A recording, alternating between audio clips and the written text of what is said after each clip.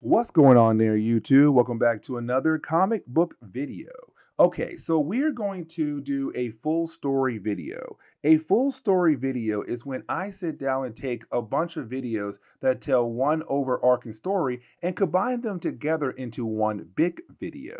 Now, today's full story video is going to be about, well, X-Force. Let me explain. You see, when it came to the end of the Executioner's song, we were kind of left to believe that Cable was actually dead. But here comes the big problem, though. You see, with him being supposedly dead, it left X-Force no choice but to go ahead and move on without their actual leader. But then something else popped up. You see, when it came to Cable, he came from the future to the past, but he also brought with him a space station better known as the Greymalkin. Now, the Greymalkin does play a huge role when it comes to fatal attractions, when it comes to Magneto trying to take over the actual place. But before you have Magneto do that, well, you see, there was somebody else who wanted their hands on the space station, and that would be SHIELD and also Stark Industries. And so it led to a huge battle between X-Force and SHIELD and also Stark Industries on who should have the right to take over the Greymalkin. And so, guys, today's full story video is going to take all those different videos and combine them together into one big video. So I do hope you enjoyed today's full story video.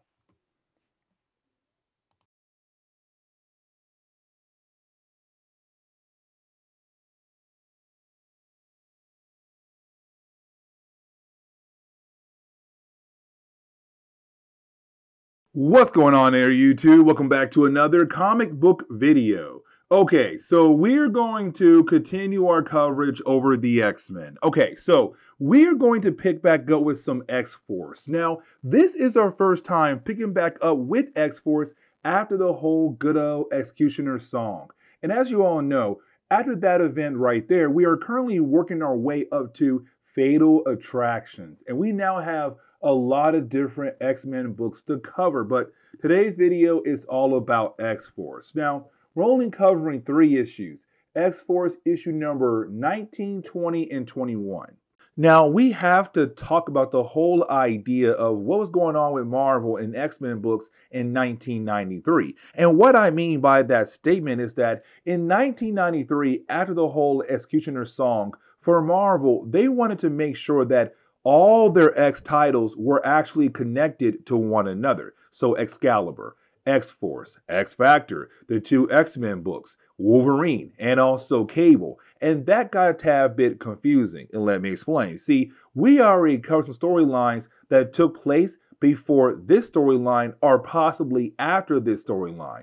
And you're kind of wondering, what in the world are you talking about? You see, when it came to X-Force leading into Fatal Attractions, they just had one big storyline that led into that crossover. But in the other X books, they could have 1, 2, 3, 4, 5 different story arcs happening in each of the other books.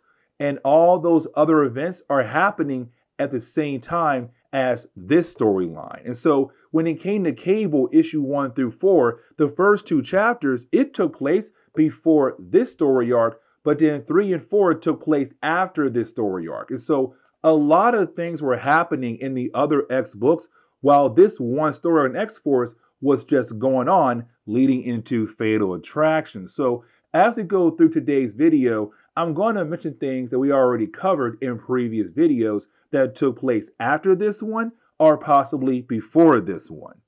Now, something else we have to talk about is that when it comes to X-Force, they're no longer being led by Cable. You see, right before the Executioner song, you had Cable leave the team, which then let Cannonball take over as the leader of the team. Now, thanks to the Executioner song, for our heroes at this point in Marvel Comics, they believe that Cable's dead, that him and Strife died together. Now, if you saw our Cable video, you already know that technically Cable is alive and well. But for X-Force at this time, they have no idea that he is alive. And matter of fact, they have no idea he's alive again, but in the far future, where he's at right now when it came to his series at this point in time in Marvel Comics. Either way, when it came to the Executioner's song, you also had X-Force get arrested by X-Factor and X-Men. Now, X-Factor, they actually do work for the government, but the reason why X-Force was arrested because, well,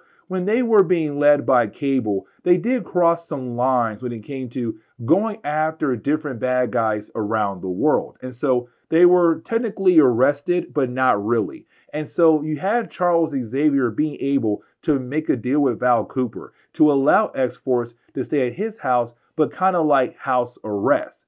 But now our heroes, they're trying to leave.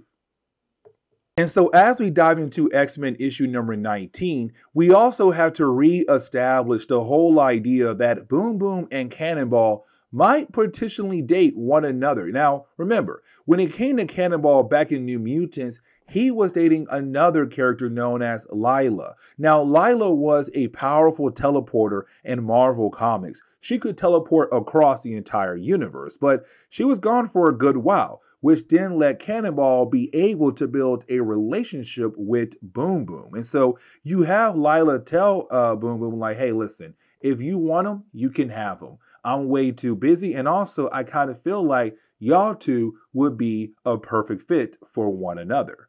Now, I want to jump over to Sunspot because for Sunspot, he was not technically part of X-Force until right before the Executioner song. And the reason why, because he was hanging around another character known as Gideon. Now, when it comes to Gideon, he is an external. An external is a group of mutants who have the ability of immortality. Now, when it came to Gideon, he believed at first that Sunspot was one of them, a High Lord, an external. But in reality, it wasn't Sunspot. It was actually Cannonball. Either way, you had Gideon do a lot of things behind the scenes to see if Sunspot was actually an external, to only find out that no, Sunspot is not one at all. But also, thanks to all those different kinds of experiments, it actually changed the powers of Sunspot a tad bit. Now, I want to jump over to Richter, Shatterstar, and also Feral. Now, really, they're just in the danger room, but it kind of shows the other X-Men who are there in the actual mansion that this X-Force team, they're some savages. Like, they're not afraid to get dirty because you have those three characters going through a danger room session and they're having fun, but they're just having fun, just wrecking everything in their path through the entire session. And for Beast, he's watching, he's kind of like, yo, these guys ain't playing around. But it also shows a huge difference between the X-Men team and the X-Force team. Now, I want to jump over to Warpath and also Siren. Now, for Siren, she has some connections to the X-Men thanks to her father, now be Banshee. But for Warpath, he wasn't really part of the X-Men. His only connection was his brother Thunderbird, who died shortly after he had joined the team back in Uncanny X-Men, I want to say issue number 94 and 95. I could be possibly wrong, but either way, he died a while ago. And so for Warpath, that was his only connection to the X-Men. Besides that, he has been with the Hellions, who've been taught by Emma Frost. Now, for Warpath and Siren, they're breaking into Charles Xavier's computer to get information about different bad guys around the world, because this is X-Force beginning to kind of break away from their house arrest so that they're able to go out there again as the team they are, to go after the bad guys across the world.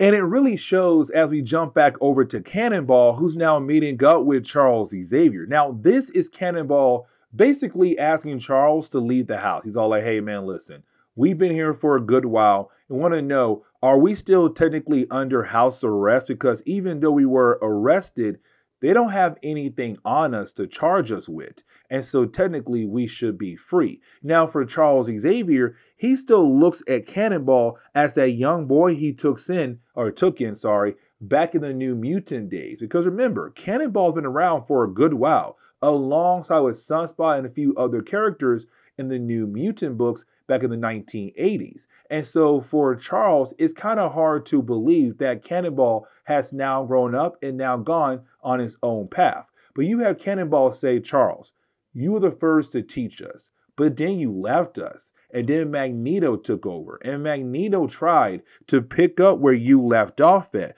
to continue to teach us. But then he left. And so then all we had was Cable. Now, I'll admit, Cable did teach us. And some things he taught us were possibly wrong. We realize, though, that's the path we have to take if we want to be able to actually change the world. It's Cannonball saying, listen, I know the true reason why you don't want us to leave, because we're not following your dream in the way you want us to follow your dream. Now, I want to jump over to a character known as Vanessa. You see, Vanessa is better known as Copycat, but she's also the ex-girlfriend of Deadpool. Now, if you saw my Deadpool video, you already know that when it comes to Deadpool, he's trying to find her because he wants to kill her. Now remember, we had learned that Vanessa was used as a way to pretend to be Domino to get close to Cable. The real Domino was being held hostage by a character known as Tolliver. Now, at the end of that story arc, well, when it comes to Vanessa, she had just disappeared. And now we see her just hiding in her room. And now we're seeing her true form. The whole idea that the entire time of her life, she's always have been hiding her actual true form because she's always pretending to be somebody else. But now we see her with a close friend of hers known as Tina. Now, I want to jump over to G.W. Bridge. See, G.W. Bridges was part of Cable's six-pack in the past. Now, remember, the six-pack was the original team that Cable had when he first arrived in the past. Now, after some sort of events, the actual team had broken up. And for GW, he had joined S.H.I.E.L.D. over the years. Now, before the Executioner Song event had kicked off, S.H.I.E.L.D. had agreed to basically go after Cable to hopefully bring him in, while also working alongside what seems to be the Army. Now, here comes the problem, though. You see, they had failed when it came to capturing Cable. And on top of that, Cable's now presumed dead to the rest of the world. And so for G.W. Bridges, he's finding out that S.H.I.E.L.D. now has to pay all the bills of the expenses for that team that GW had put together to go after Cable. And originally he thought that the Army was going to pay for, at least the government, but now it's S.H.I.E.L.D. And so for GW, he's very upset about the idea that S.H.I.E.L.D. has to pay for all different costs it took to go after Cable, because that mission to him was so important that it should have no charges at all because how bad Cable was in his eyes. And so he quits. Now we do get a couple more pages where we see the team all now getting some new outfits. And for me, it's kind of like, okay, you know what? This is a new beginning for X-Force. One, because it's now Cannonball's team officially. It's no longer Cable's team. But also, you don't have Rob Liefeld on the book. And so it's kind of like, okay, you know what? With Rob being gone, that means that this book now has a new fresh start to go in a different direction. For me, honestly, it does seem like a better direction. Now, you do have Charles Xavier go to have a conversation with Siren. Now, Siren is the daughter of Banshee. Now, for Siren, she's been around for a good while in X-Men comics, but like more of a background character. But Charles knew her for a good while. And so for Charles, he's having a hard time believing that Siren would want to join this X-Force team, this group of characters who are, well, very rough-like. And so for Siren, it's more of like, where else can I go, though? You see, when it came to Muir Island, that was my home, up until the Shadow King had ruined that place for me. And so I had nowhere else to go. And then Cable found me. And Cable asked me to join X-Force. And when he did, I realized I wanted to be part of this. It gave me a new chance in life. And honestly, while being around these guys, I realized that we now have the chance to grow into something beautiful for the rest of the world to have in its corner. And so it's Charles realizing that these guys are no longer the kids he used to know. They're now young adults, and they have the ability to do their own thing now, but at the same time possibly carrying on his dream. And this leads into a conversation between Charles Xavier and Cannonball, because you now have Cannonball asking one more time for X-Force to leave the school, to finally be out of house arrest. But for Charles, he has one question. Where do you guys stand when it comes to helping us reaching our dreams? Because for Charles Xavier, there's only two ways to reach that dream: a peaceful way or a violent way. And so for Cannonball, it's kind of like, listen, we have learned a lot from both you and Magneto, both the peaceful way and the violent way. But at the same time, we also learned from Cable. And from learning from Cable, we can kind of take his idea, but also your ideas to lead into a new direction where it is a combination between both violent and peaceful. And we know when to be peaceful, but at the same time, to be violent. It's the whole idea of saying, like, listen, we might have to cross some lines, but at the same time, we have to make sure before we cross those lines, if we do, is it helping us reaching our goals? Is him saying we can walk down both paths and still be looked at as good guys, not just as bad guys. And so for Charles, it's kind of like, okay, you know what? You told me your goals, and you know what? I'm going to go ahead and step out of your way. And so just like that, X-Force leaves the mansion, and now they're on their own to do their own thing. Now, I want to jump over to X-Force issue number 20 because this begins the big story arc that does affect the other X books. And let me explain, because like I said earlier, when it came to the other X books besides X-Force, they had multiple storylines going on that led into Fatal Attractions. But when it came to X-Force, they only had one singular storyline leading into Fatal Attractions. But on top of that, it also affected the other X books that were going on at the same time. Like, for example, Cable, but also Deadpool as well. Now, with all that being said, we jump over to space. And the reason why, because we actually pick up with a brand new satellite being launched by Stark Enterprises. Now, this new satellite is being used as a way to launch a new kind of communication. But the problem is, the satellite bounces off something. Now, at first, they couldn't see what it had bounced off of because the other item is currently cloaking itself. But then they realized that it was actually the Greymalkin. Now, the Greymalkin is the old base that Cable used ever since he came back in time to the past. But right now, to the rest of the world, Cable is dead, which means that his base is not being used by anybody at all. And if you want to know more about Cable, this is the place to go to. Now, because Cable was a mutant and he had this big, huge base, you have the government call up X Factor, really more Peter Gyrich, because for Peter, it's more like, hey, listen, we need to use X Factor, which is the government mutant team, to go investigate the Greymalkin, because this is a mutant kind of situation. But for Val Cooper, going to space is way out of pay grade for X Factor. She says, you know what? You need to call up S.H.I.E.L.D. They are better equipped to deal with this than we are. Now, I want to jump back over to G.W. Bridges, and here's the reason why. Because G.W. Bridges had quit S.H.I.E.L.D. in the last chapter, but now he wants to rejoin S.H.I.E.L.D. because he got word that S.H.I.E.L.D. might go investigate the Greymalkin. He's kind of like, listen, I used to work alongside with Cable, but at the same time, I had also hunted down Cable. But I want to know more about his actual origin, about the actual man. And so I feel like I can get those answers from the Greymalkin. And so for Nick, it's kind of like, you know what, fine. You can go ahead and rejoin the team. But right now, we have to talk to Tony Stark. And here's the reason why. Because the satellite is owned by Tony Stark. It was his company that had launched the satellite.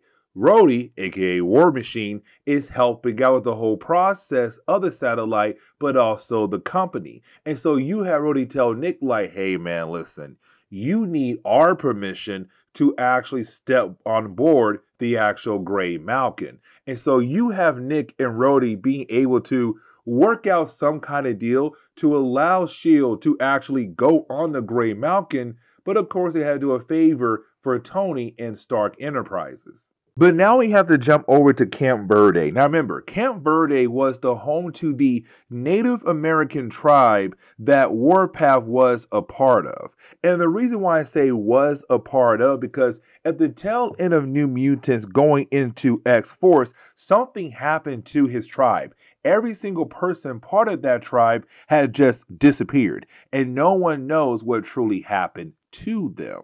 And so for X-Force, they're still trying their best to figure things out. But either way, they're turning that ghost town into their base of operations. Now, they were able to get some new devices to be used for communications. But once they have things up and running, they hear the report about how Tony Stark's company had founded the Greymalkin. And so for our heroes, they realize that that piece of Cable's past should belong to them, because X-Force was his team, and maybe, just maybe, he left that behind for them to use. And so now their goal is to head over to the Greymalkin and to hopefully get it away from the hands of other people like S.H.I.E.L.D. or possibly Stark Enterprises. But now we have to jump over to Vanessa. Now remember, Vanessa is the copycat character who used to work for Mr. Tolliver. Now by this point in our coverage, we're kind of seeing that she's going through some kind of state of depression, but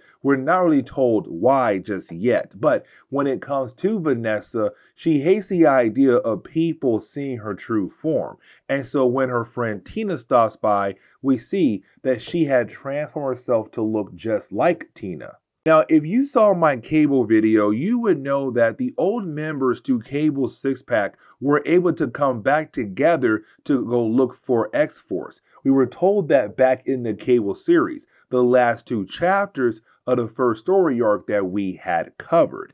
And so this storyline takes place right before those two chapters, because we're now seeing Domino beginning the process of recruiting the old members of the six-pack. Like, for example, Grizzly, bringing him back into the fold. But now we have to jump over to another external, and his name is Nicodemus. Now, if you have seen my earlier X videos, we are beginning to hear a lot about this whole virus that's killing off different characters who are all mutants. Like I said earlier, Nicodemus is an external. An external is still a mutant. They have the ability of immortality, but they're still a mutant. And so for Nicodemus, it seems like that he has been affected by the same kind of virus that other characters we have seen in our other videos who've been infected as well. And so it seems like Nicodemus is, well, unfortunately, dying. But getting back over to Nick Fury and also G.W. Bridges, we see that they were able to put together a team to go with them as they board the Greymalkin, but also at the same time, they were also allowed by Tony Stark and also Rhodey to actually board the Greymalkin. Now, they have no idea that X-Force is, well, already there. See, for X-Force, they still have Lila. And like I said earlier, Lila is a very powerful teleporter who has the ability to teleport across the entire universe. And so she was able to teleport X-Force straight over to the Greymalkin. Now, not the entire team is there, but most of the team is there. The second team is gonna have their hands full here in a moment. But when it comes to our heroes, when they do arrive on the Greymalkin, they begin to talk to the Professor. Now, the Professor is an AI system that came with Cable from the future to the past. But here comes the big problem though. The voice sounds so similar, I almost said similar to Cannonball and also Boom Boom. And here's the reason why. Because it's the same voice as the ship. You see, back in the early days of X Factor, when they fought against Apocalypse, he had this thing called the ship, this very massive, powerful aircraft. But the entire aircraft was being run by an AI system called the ship. Now, after a few story arcs, the ship had just disappeared. But now we're being told that maybe down the road, the same ship we saw in X Factor comics, in the future, it was turned over into the Professor by Cable. Either way, the Greymalkin is being run by the same AI system that used to run the ship, but now calling itself the Professor. Either way, you have a Professor tell Cannonball and also Boom Boom that, hey, you guys have visitors, and that would be, well, S.H.I.E.L.D. And so the rest of this chapter is really more of, well, our heroes fighting against S.H.I.E.L.D. And really, for S.H.I.E.L.D., they're getting easily overpowered by our heroes because, one, it's just Nick Fury and G.W. Bridges and maybe like a few other S.H.I.E.L.D. agents, but that's really it. Going up against X-Force, a group of characters who all have different kind of powers that work well with one another. But by the end of the section, you did have our heroes be confronted by, well, War Machine. So as we dive into the final chapter for today's video, we actually pick up with X-Force issue number 21, but with everybody fighting against each other. You have X-Force fighting against S.H.I.E.L.D. You have X-Force fighting against War Machine. Really, you have War Machine fighting alongside with S.H.I.E.L.D. fighting against X-Force. But as the battle goes on, you then have Professor, the AI system for the Greymalkin, say, listen, guys, with the whole idea what Stark Enterprise did earlier, but all the different kinds of damages you're doing right now, my systems are now going into self-destruct mode. And the only person who has the ability to shut down this mode is Cable. And of course, he's currently not here at the moment. And so right now, everyone on this actual ship is technically sitting ducks and could most likely die. But now we have to jump over to the rest of the X-Force team who did not go on that mission when it comes to the Greymalkin. So like Boom Boom, Siren, and also Warpath. But you have those three characters return back to Camp Verde looking for the rest of their team. But unfortunately, the rest of their team is not there. And they have no idea what happened to their team. But then out of nowhere, they are taken out by another external. And we're kind of left to wonder what could possibly happen to them.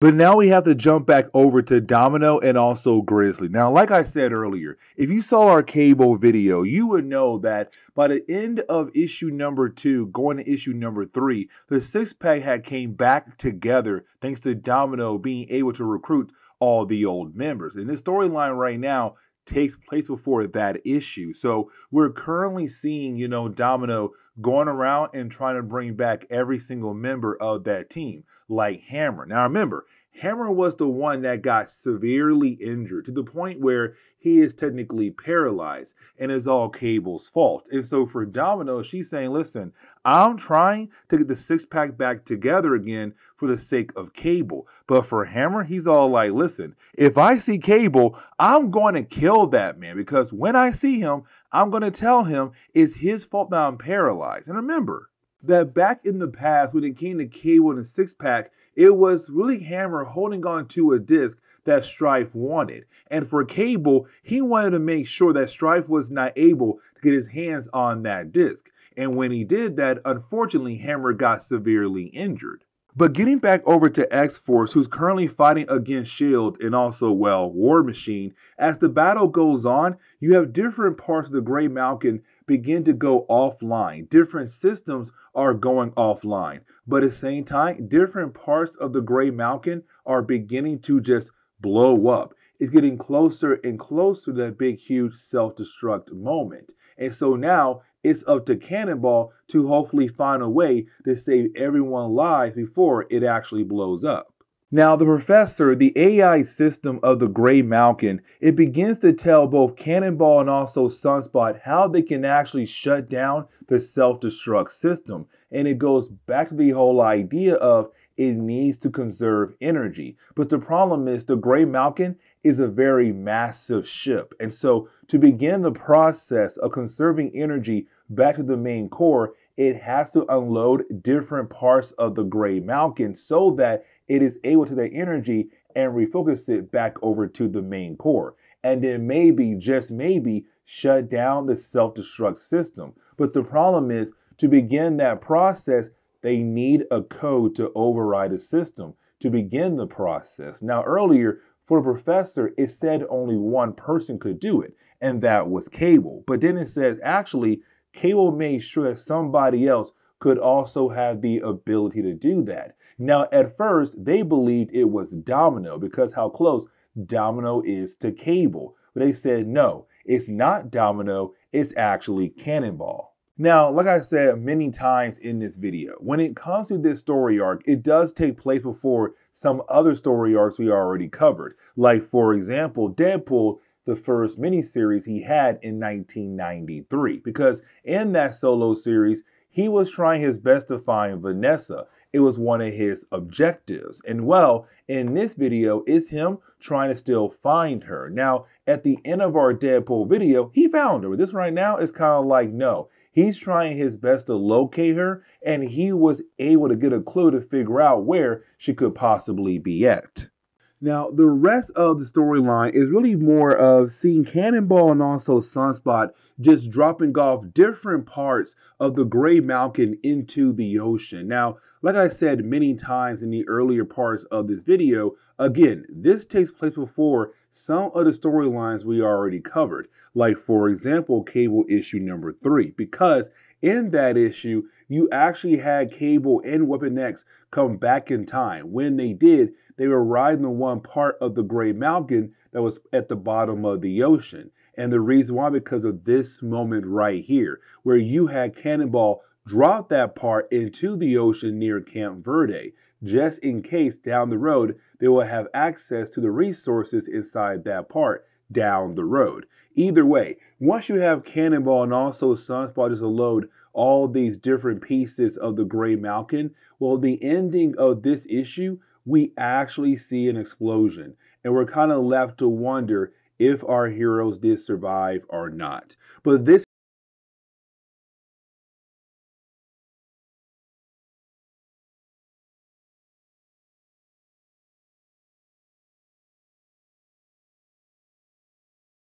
What's going on there, YouTube? Welcome back to another comic book video.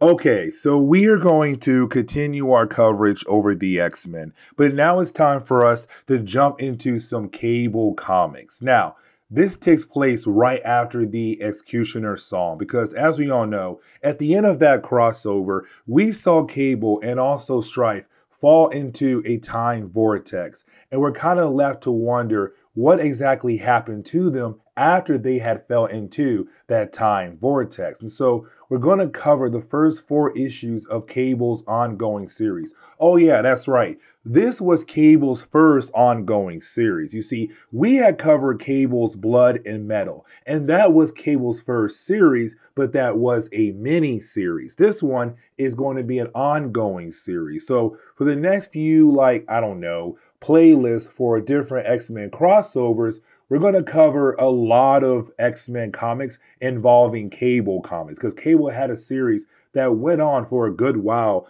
alongside the other X titles like X-Factor, X-Men, Excalibur, and so on and so on. Like I said, though, this kind of gives us the idea of Cable coming back, but also kind of making us wonder what happened to Cable after he fell into that time vortex.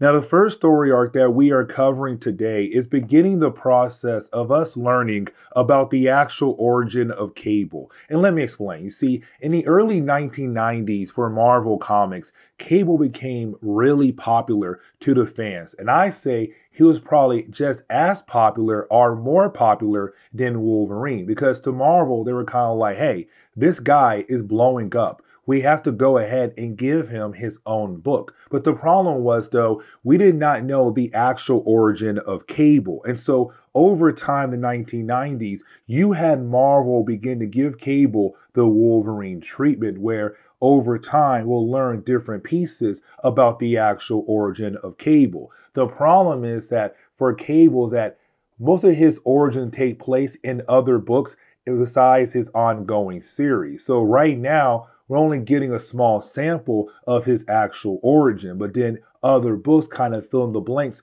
that we need to know the actual idea of the origin of Cable. But either way, in his first 4-part story arc, we are beginning to learn that Cable was part of a different crew. You see, we learned that Cable was working alongside a crew called the Clan Chosen. Now, the Clan Chosen is actually built on the idea of a different group called the Ascani. Now, we have not officially talked about that group either, and the Ascani first appeared back in, I want to say, X Factor issue number 66 or 67. But in that book right there, we saw one of the members of the Ascani take baby Nathan into the far future to save his life.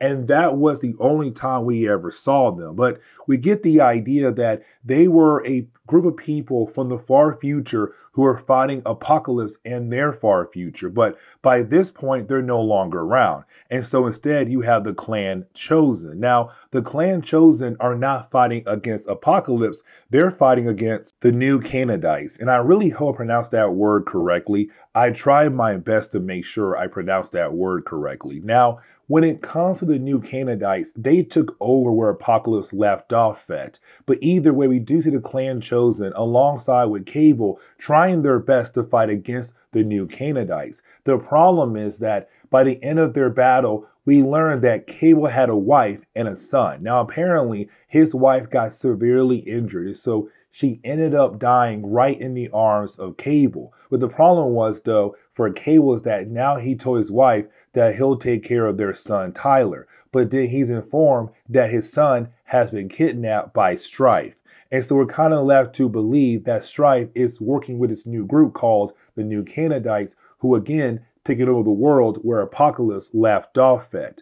But now we know that apparently in the far future, Cable was married and he had a son, and his name was Tyler. And the question is now, what happened to Tyler? But then we learn that the entire scene we just saw was actually a hologram being played by Garrison Kane. Now, Garrison Kane is better known as Weapon X. Now, as we all know, in the 1990s, we kind of learned that Wolverine was Weapon X. That was his code name when he went through the actual Weapon X program. But then they gave that name over to, well, Garrison Kane. Now, for Garrison Kane, he was part of Department K, and they turned him into a cyborg after he went through some, so severe injuries. Now, back in Cable's Blood and Metal, he also got, again, severely injured, and you had Cable take Garrison into the far future, the 39th century, where you have Cable being able to give Garrison Kane a new cyborg body to use. And so he got an upgrade thanks to Cable. But the problem was that Cable went back in time when it came to the Executioner song. Garrison stayed behind the far future. And so with them being left in the future, he's able to go to a library in the future where you are able to pull out different discs to watch different holograms of different moments in time. And so for Garrison, he was able to learn that Cable had a wife and a son named Tyler that was kidnapped by Strife. Now, while you have Garrison Kane going back to his home or his base here in the far future, he is attacked by a group of thugs. Now, for Garrison Kane, these thugs do not stand a chance at all. He was able to take them down very easily and go on with his day. But now we have to jump over to General Hate. Now, General Hate is actually the leader of the New Canaanites in the far future in the 39th century. And we actually see him with other members of the actual organization meeting up and talking about Garrison Kane. Now, their problem is that they don't have any information about Garrison Kane at all. They have no idea where he came from. And so for Hyde, he's kind of like, listen, let's go ahead and send in the flatliners. Now, it seems to me the flatliners are kind of like the police force used in the far future to make sure the people of the city stay in line. And so you have Hyde tell the flatliners, you better make sure that you kill off Garrison Kane, because if you don't, I'll call somebody else in, and that person will most likely kill you. But getting back over to Garrison Kane, we do learn that Garrison Kane has been living with the clan chosen in the far future, the same crew that had worked with Cable in that flashback we saw earlier. Now, when it comes to Garrison Kane, he wants to know more about Tyler Dayspring, the actual son of Cable, and that is when we get another flashback. And so in this flashback, we do learn that Cable and his crew were able to find a hideout that was being used by Strife, except once they were able to get into the actual hideout, they find Tyler Dayspring, who is now actually working alongside with Strife. Now, we do learn that apparently for Tyler, he was being controlled by another character who kind of made him go a tad bit crazy, but also wanting to work for Strife. But we do see Tyler being able to get a hold of Dawn Silk, and we do see him being able to mind link with her. Now, this whole mind link situation is actually really important. The reason why, because you have Cable being able to knock out his son Tyler to save Dawn Silk, but because she was technically mind linked to Tyler, it kind of ruined her speech in a way. And so she is unable to actually talk proper. But you didn't have Cable realize they have to get the heck out of there. And so you have Cable and his crew get the heck out of there, but you have Cable and Strife, both in this flashback, vow to kill one another for different reasons. Now for Cable, we already know why, because what Strife did to his son Tyler. But for Strife, it's more of like, no, I just want to kill off Cable because this man is always in my way. But once we get back over to the present day, we actually see Garrison Kane kind of understanding what happened to Cable, what also happened to Tyler as well. But right after that, you did have our heroes be attacked by, well, the Flatliners. Now, when the Flatliners appear, their main goal is to, well, kill everyone in the room. And so, like in the flashback, in the present day, we see Dawn Silk once again become an actual hostage. Now, luckily for her, Cable arrives. Now, this is a huge moment because, like I said at the very beginning of this video, at the tail end of the Executioner song, we saw Cable and Strife both fall into the time vortex, kind of left to wonder what exactly happened to them.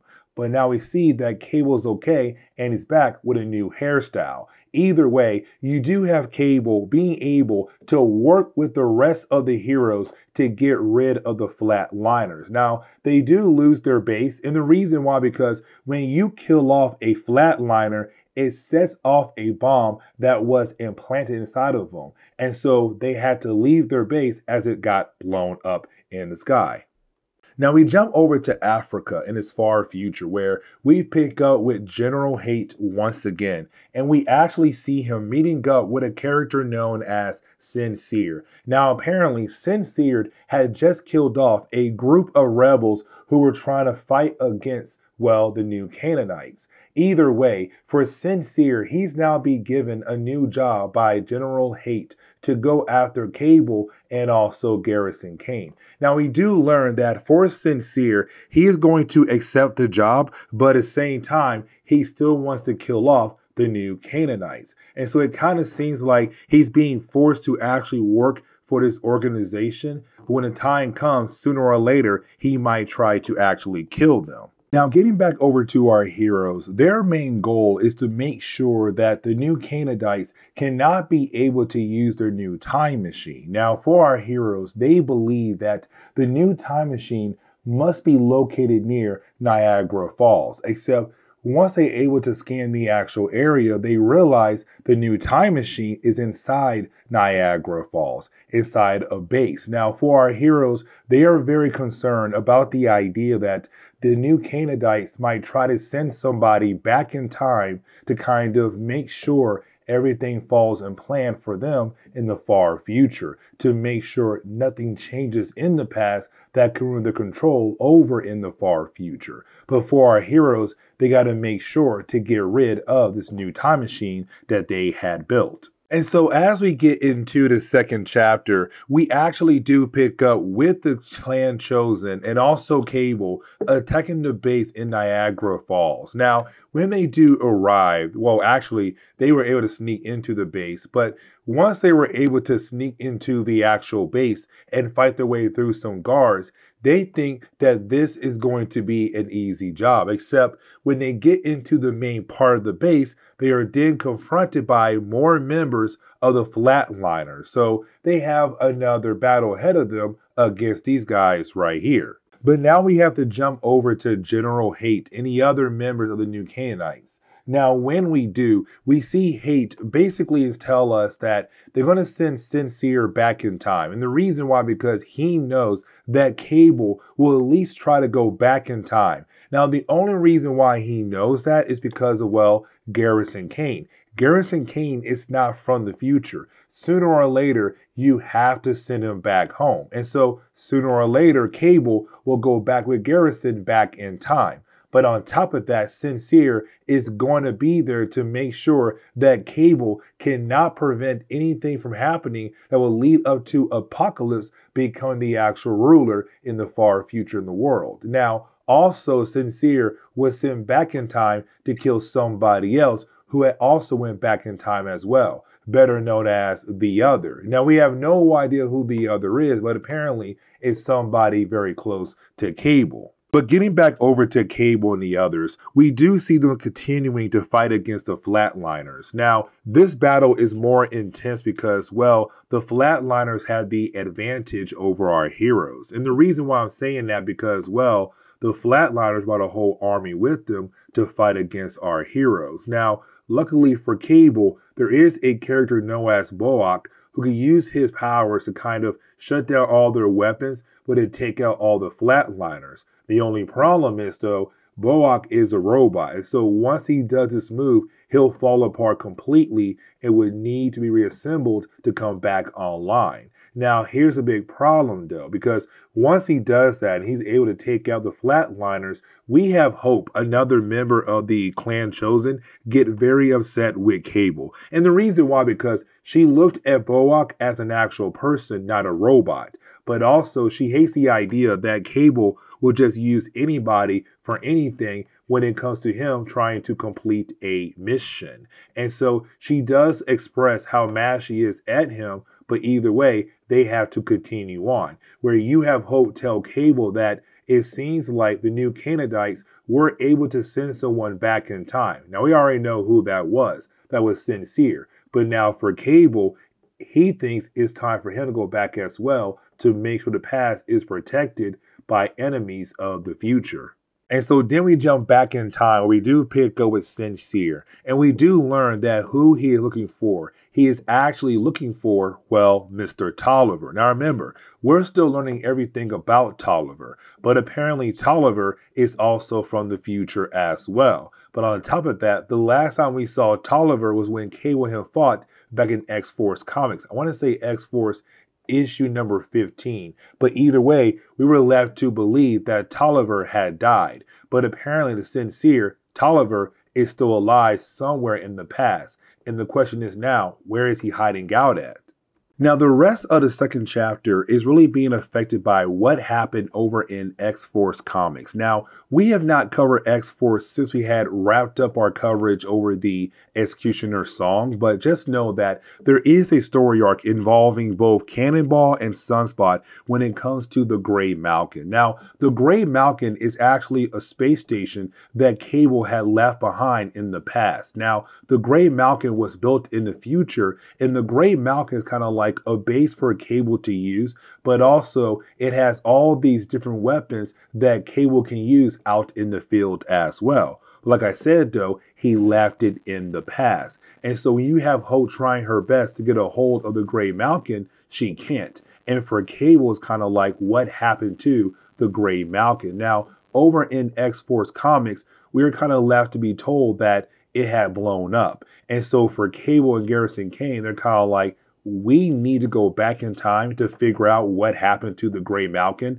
but also to figure out who in the world is in the past right now, possibly trying to change the timeline. like, for example, Sincere. And so you have Hope being able to teleport both Cable and Garrison Kane back in time. The problem is, though, when they do arrive at the Greymalkin, for some reason, is at the bottom of the ocean. And the question is right now, why? Now, technically, we are told that it was blown up back in X-Force comics, but for Cable and also for Garrison Kane, they don't know that yet. All they know is that for some reason, the Greymalkin, the space station, or part of the space station, had fallen to the bottom of the ocean.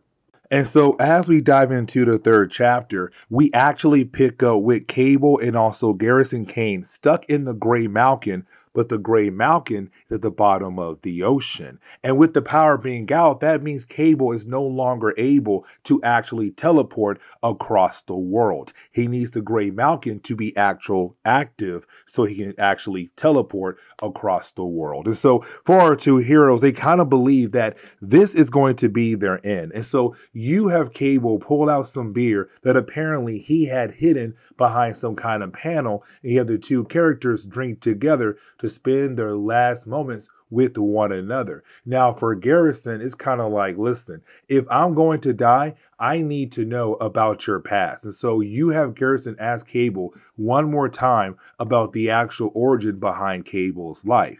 But now we have to jump over to G.W. Bridges. Now, G.W. Bridges used to work for S.H.I.E.L.D. when it came to our earlier part of our coverage over X-Force. Now, for G.W. Bridges, he also worked alongside with Cable. You see, over the years, Cable had formed a lot of teams. You had X-Force, you had the Clan Chosen, but you also had the Six Pack. Now, the Six Pack took place in the past before X-Force was actually formed. Matter of fact, when Cable first arrived in the past, he formed that team there. Now, Garrison Kane and G.W. Bridges, they were also part of that team as well. But for G.W., after leaving Six Pack, he joined S.H.I.E.L.D. and then he was assigned to bring down Cable because, well, Cable and X-Force, they broke some laws. Now, for GW, he got word that Cable is dead. But for GW, he still wants to know more secrets about Cable's past, his actual origin. And so we see GW breaking into one of Cable's old bases or one of his old safe houses. Now, for GW, he has to go through some security that Cable had left behind. But once he was able to get through those things, he was then able to access a computer. Now, this book is also beginning to build up the world of Deadpool as well. And the reason why, because we actually pick up with the first appearance of Weasel. Now, for Weasel, he's just minding his business. But Weasel does have connections to Deadpool to the point where he is actually confronted by Sincere. And you have Sincere asking Weasel, hey, where can I find Deadpool? And you have Weasel say, listen, the last I heard is that Deadpool is looking for his ex-girlfriend, Vanessa. And really, we're going to see Vanessa here very soon in this video. But for Weasel, it's kind of like, dude, I have no idea where Cable is at. Sorry, not Cable, where Deadpool is at. But I know one thing. He is currently looking for his ex-girlfriend, Vanessa.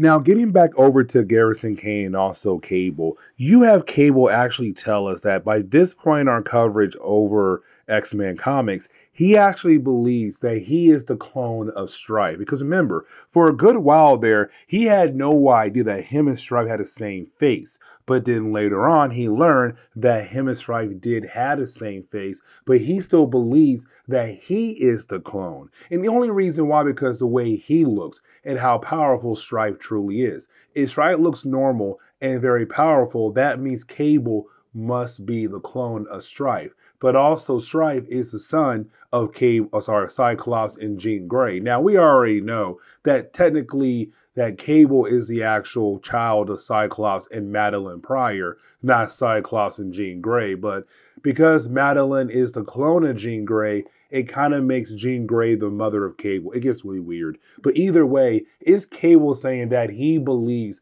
that he is the clone of Strife? Now, his main goal is to still find Strife and to hopefully get rid of him.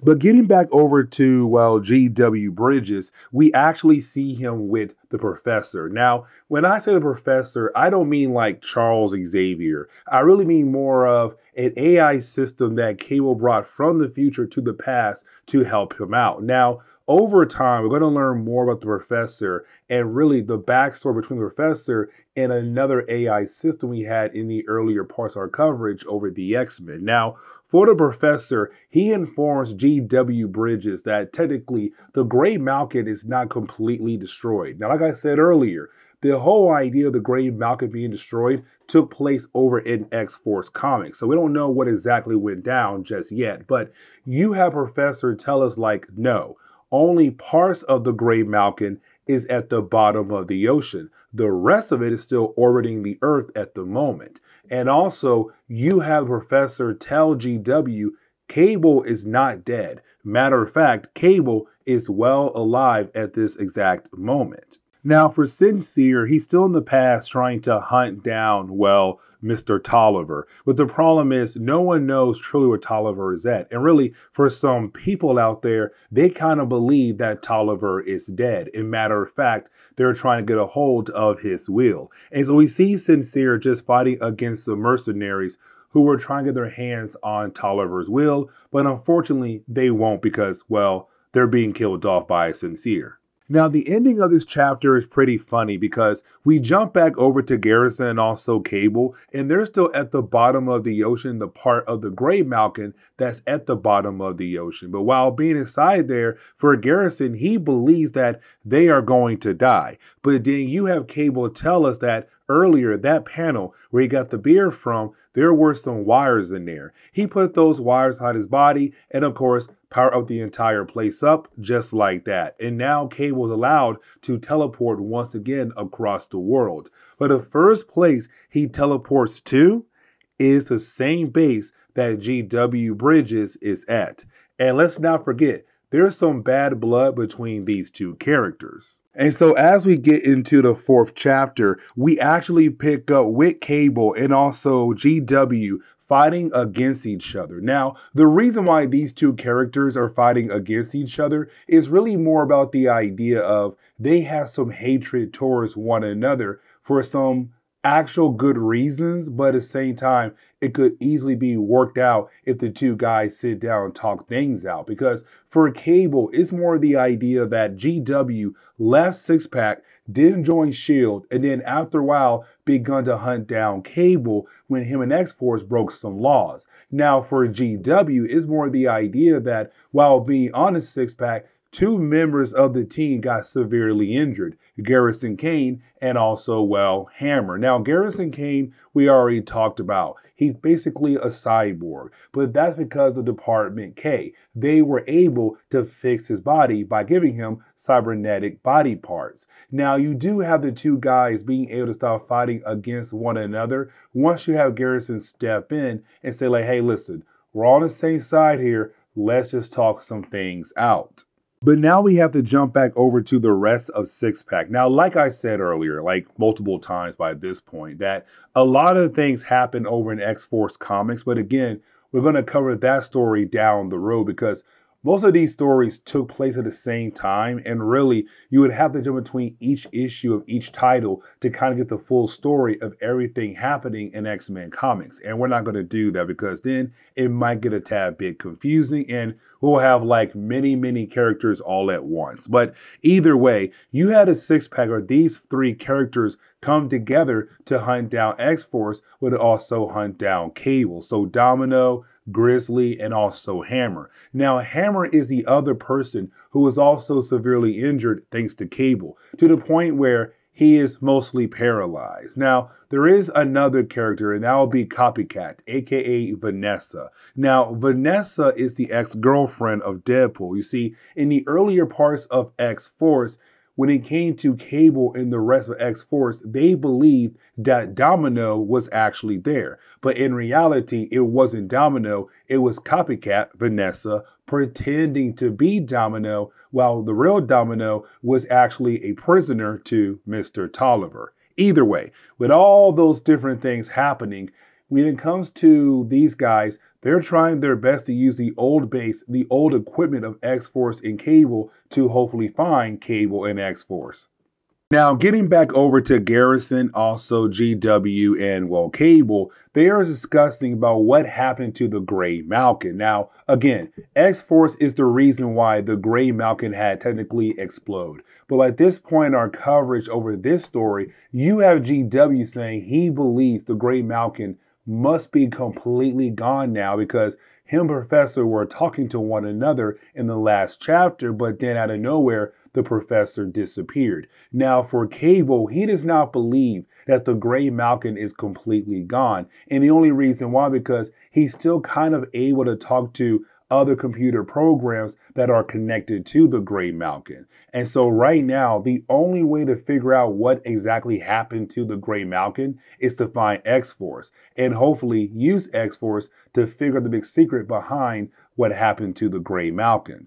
But now we jump over to Sincere. Now, Sincere listening to all different kinds of radio transmission to hopefully find the two targets that he came to pass looking for. Now, we already know one of those targets is actually Tolliver. The other one would be Cable. Now, we are left to believe here that Cable might be the father of Tolliver. Matter of fact, we're left to believe here that Tolliver is Tyler, the long-lost son of Cable, who had apparently came back to the past. Because you have Sincere say, oh, his father is here now too, kind of telling us like, hey, Tolliver is actually the son of Cable. He is Tyler from the future.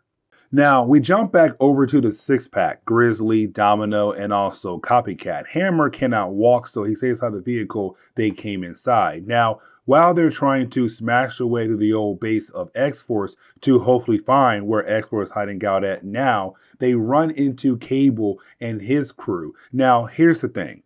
Because once you have Copycat see Cable, she is really excited. And it kind of showed that back then when she was pretending to be Domino, she had actually fell in love with Cable. But for Cable, it's kind of like, you were not Domino though. Like, yes, I'm in love with her. When I found out you were not actually her, that love was no longer around because you're not her. I only care for Domino. And so you have Copycat just disappear once you have Cable kind of break it down for her, like, you were not Domino the entire time where I was expressing my love. Instead, you were pretending to be the woman I actually cared for. Now, once you have our heroes being able to make it back over to the vehicle that Six-Pack came in, you have Hammer try to use the vehicle against Cable by bringing him down to get revenge for what Cable did to him in the past, which is, well, paralyzing him. Now, you do have Garrison stop Hammer saying, listen, Cable understands what he did in the past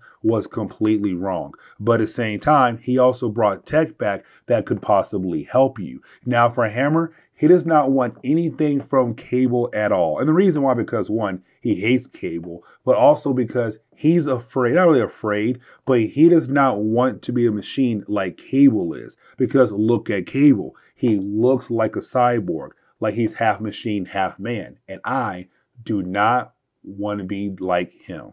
Now you do have everyone split up, and what I mean is that for Cable and also the Six-Pack, they're not really able to reform their old group. And the reason why, because they're kind of wondering, can they actually trust Cable? And you have Cable realize that no, they can't trust him because he understands that he's not really able to open up to them. And so you have Six-Pack go their own way to go find Copycat, while you have Cable, well, tries to go find X-Force. And so this was the first story arc for Cable as we work our way up to Fatal Attractions. But either way, it's now time for us to cover the Deadpool miniseries that came out right after this one. With that being said, please leave me a like down below.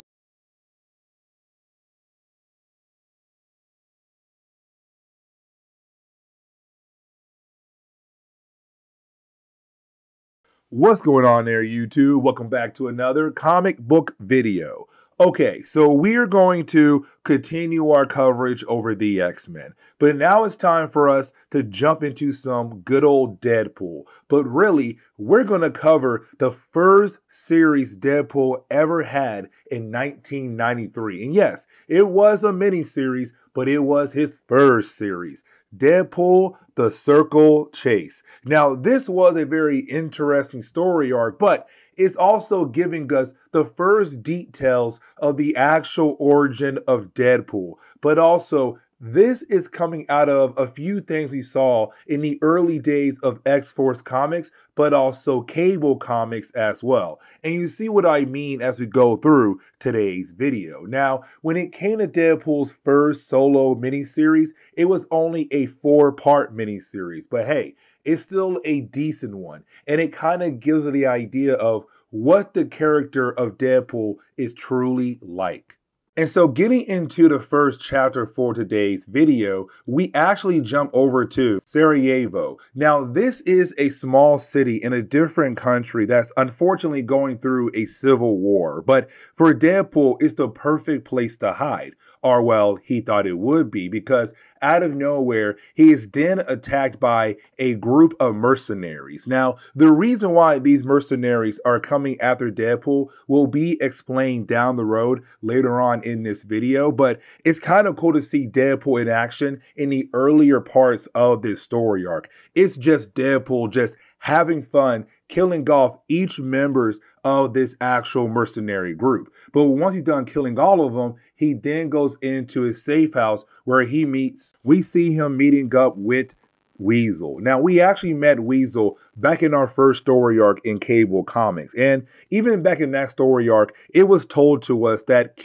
Weasel and Deadpool are actually close friends. Now, in that Cable story arc, we had learned that Weasel had no idea where Deadpool was because Deadpool was looking for Vanessa. That small piece right there, it goes into this story arc right here, where you do have Deadpool trying to find Vanessa, but at the same time, he's also being hunted down by different groups of mercenaries because of Tolliver's will. Now, we had learned over in the Cable solo series that Tolliver is actually Tyler Dayspring, the son of Cable, who came back in time and became an arms dealer. Now, for Deadpool, in the early days of X-Force comics, we had learned that Deadpool was working for Tolliver, but Cable had killed off Tolliver around X-Force, I want to say issue number 15. Now, with Tolliver being supposedly dead, you now have everybody trying to get a hold of his will. Now, Tolliver's will is kind of like a treasure hunt,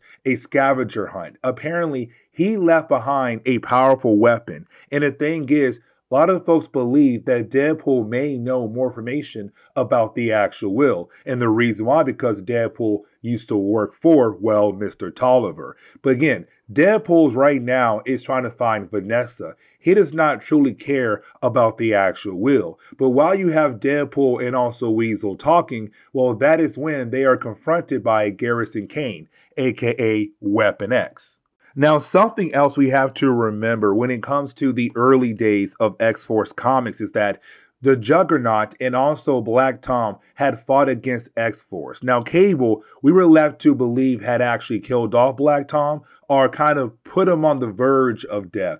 But you didn't have Deadpool being able to grab both guys and get them away from Cable and X-Force. But then we're left to wonder what happened to Black Tom, because it did seem like Cable had killed him off. Well, we kind of find out Black Tom is not dead. And apparently he was left behind in some kind of facility, and all the scientists there were told by Tolliver to try to save the life of Black Tom, but to also make him better. And so you have the Juggernaut going over to that facility to see Black Tom, to see that Black Tom is okay, but Black Tom is, well, different now.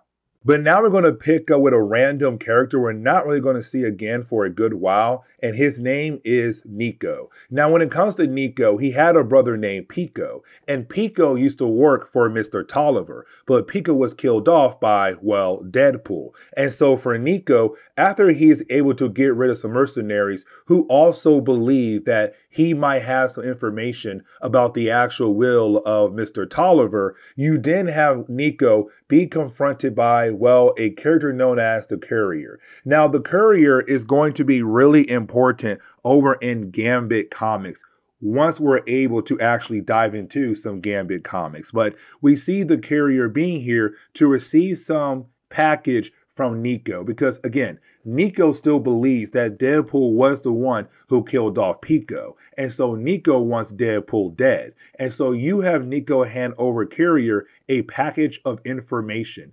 Information can be used as a way of payment to basically pay another group of characters called the Executive Elite. And apparently, Nico wants to hire them to kill off Deadpool.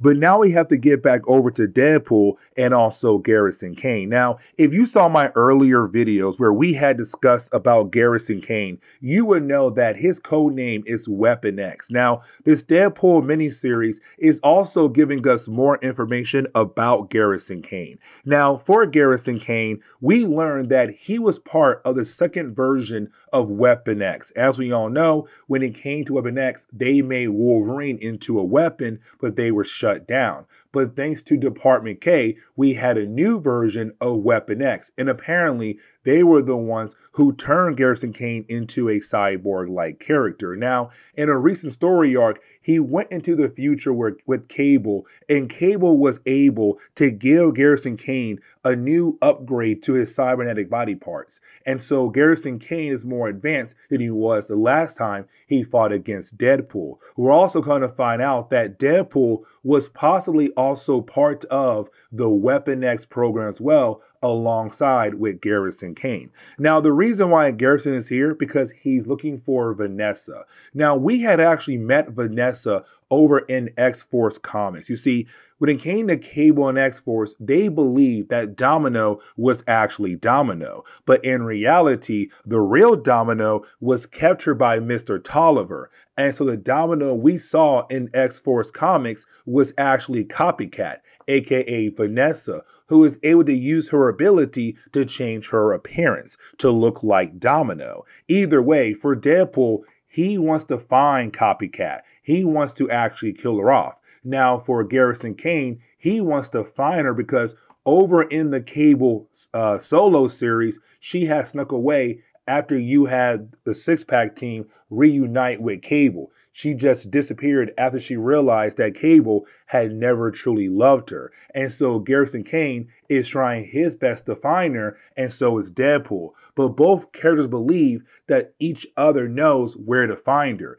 until you have Weasel say, hey, guys, you're both looking for her, which means neither of you guys know where she's actually at. How about you guys stop fighting against each other and just go your separate ways? And hopefully one of you guys may be able to actually find her. Now, Garrison Kane also tells Deadpool about a certain character coming back to life, a character known as Slayback. Now, unfortunately, we're not going to learn much about Slayback. All we know is that in the past, Deadpool had killed him off in a way where for Deadpool, there's no way Slayback is alive. But when we jump over to Slayback, we see that he is alive and well. And he's currently trying to hunt down two people right now, Garrison Kane and also Wade Wilson.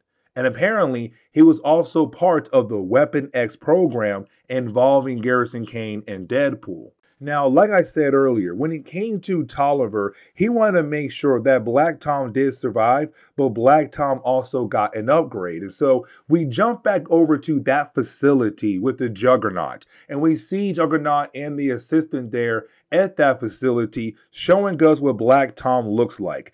And apparently, Black Tom did get an upgrade, and he may have gained a new power as well. But either way, these two characters are going to go after Deadpool next. And so as we go into the second chapter for today's video, we actually pick up in Cairo, Egypt, where we pick up with another person who is currently working for, well, Mr. Tolliver, even though he's quote unquote dead. Now, for this character right here, he has a briefcase. Inside that briefcase is a disc that contains some very important information about the powerful weapon that Tolliver left behind. That's the whole point of the will of Tolliver, that apparently if you were able to get all the information that he had left behind, you'll then be able to find the powerful weapon that he had left behind. And so this guy here has a disc that contains some very important information about the powerful weapon that Tolliver had left behind. And so we see this guy being chased down by a group of mercenaries. Now, luckily for this guy, Deadpool arrives, and Deadpool is able to take out those mercenaries, but to also get his hands on that briefcase. Unfortunately for Deadpool, right after he was able to get his hands on that briefcase, that is when he is attacked by the Juggernaut. But also, he's attacked by Black Tom from behind. And with those two characters working together, they were able to take out Deadpool, get the briefcase, and disappear. But now we have to jump over to Vanessa's parents' home, aka Copycat, her parents' home. Either way, we do see her mother being confronted by a character known as Sluggo. Now, for Sluggo, he has close ties to both Deadpool and also Vanessa. Now, really, we don't need to dive too deep into his actual origin because honestly, he's not really an important character. Just know that for Sluggo, he has close ties to Deadpool and also Vanessa because they had a long history with one another. Either way, when it comes to Sluggo, back in X-Force Comics, and we have not covered this story yet, he killed off Vanessa's friend Tina. After doing that, he continued to look for Vanessa, and that is why he went to her mom's house, hoping to find her there. Except Vanessa was able to get a surprise attack on him. Now, once you have Vanessa being able to put herself in a position where she has the upper hand, you have Sluggo tell her like, hey, listen, Deadpool is looking for you, but also everybody else who wants part of Tolliver's will is also looking for you as well. And the reason why, because Vanessa had also worked for Tolliver. All these different people who did not work for Tolliver believe that Deadpool, Vanessa, and other people who did work for Tolliver may have some information about the actual will of Tolliver. And so once she hears that one, Deadpool is, well, looking for her, and two, that Tolliver left behind some kind of powerful weapon, she says, you know what? I want to figure out what did Tolliver leave behind. And so she steals Sluggo's car to take part in the whole hunt for Tolliver's will. Getting back over to the courier, we actually see the courier going over to have a meeting with one of the members of the executive elite. Now, the actual leader of that group, his name is Comcast.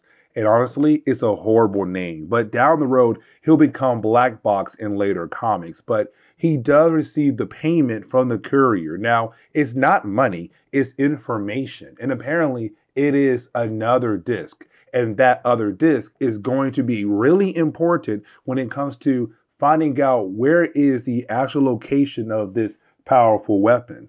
But now we have to jump back over to Deadpool. Now you have Deadpool going after, well, Black Tom and the Juggernaut. Now for me, this was kind of a funny battle. And the reason why, because the Juggernaut and also Black Tom decided to take a plane to go back to where their base is at. And so you have Deadpool being able to actually sneak onto the plane. Now, as the battle goes on, Deadpool realized that Juggernaut cannot live without Black Tom. Like, their bond is so close that Juggernaut rather go ahead and fail a mission rather than let Black Tom die. And so when you have Deadpool open up a door that could literally send Black Tom flying out the door into the air, most likely killing him, you have the Juggernaut go ahead and try his best to save Black Tom, but also gives a disc back over to Deadpool.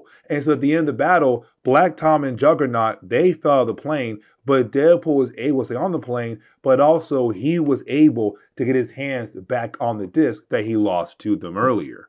But getting back over to Garrison Kane, we see Garrison going back to what seems to be his home. Now, as soon as he walks into his actual home, well, that is the moment he is attacked by no other than Slayback. And Slayback is still trying his best to find Wade Wilson. Because remember, earlier, he had broke into Department K looking for information about both Garrison Kane and also Wade Wilson, and using Garrison as a way to hopefully find Deadpool to get revenge for Deadpool killing him off in the past. And so as we get into the third chapter, we actually pick up with Deadpool now fighting against the executive elite. Now, this was the group that was actually hired earlier on the first chapter by Nico. And of course, other leader earlier, Comcast. But now we pick up with two other members of the actual crew. And that would be two ladies, the first one being Makeshift and the other one being known as Riv. Now, you do have the team being able to actually work together good enough to, well, take down Deadpool, and they are actually able to knock him out. And so just like that, you have the two ladies knock him out, and you have Comcast pick him up, and they take him back to their base so that they're able to begin to, well, interrogate him. And really, this interrogation is going to be used as a way to kind of begin our adventure to learn more about the actual origin of Deadpool, because by this point in Marvel Comics, we only knew a tad bit of pieces of Deadpool, but none of those pieces were actually about his origin story. This chapter right here gives us some more details about the actual past of Deadpool. Now, before we are able to actually learn the origin of Deadpool, or really pieces of his origin, we jump over to Washington, D.C. 3 days ago, where we pick up with Vanessa. And we actually see Vanessa going to confront the courier. Now, she knows the courier had, well, exchanged some information over to the executive elite. But also, when he did that, he made sure to keep a copy. Now, for the courier, he's kind of like, why would I give you that information? But Vanessa has enough information and pictures to blackmail his parents, who actually own the company that the courier works for. So unfortunately, he has to hand over that information. But now we have to dive into the actual origin of Deadpool. Now, not the complete origin, but we do get some small pieces. See, we do learn that before Wade became Deadpool and before Vanessa became Copycat, they were a couple, right? Now, he dumped her. And the reason why, because, well, he learned that he had cancer,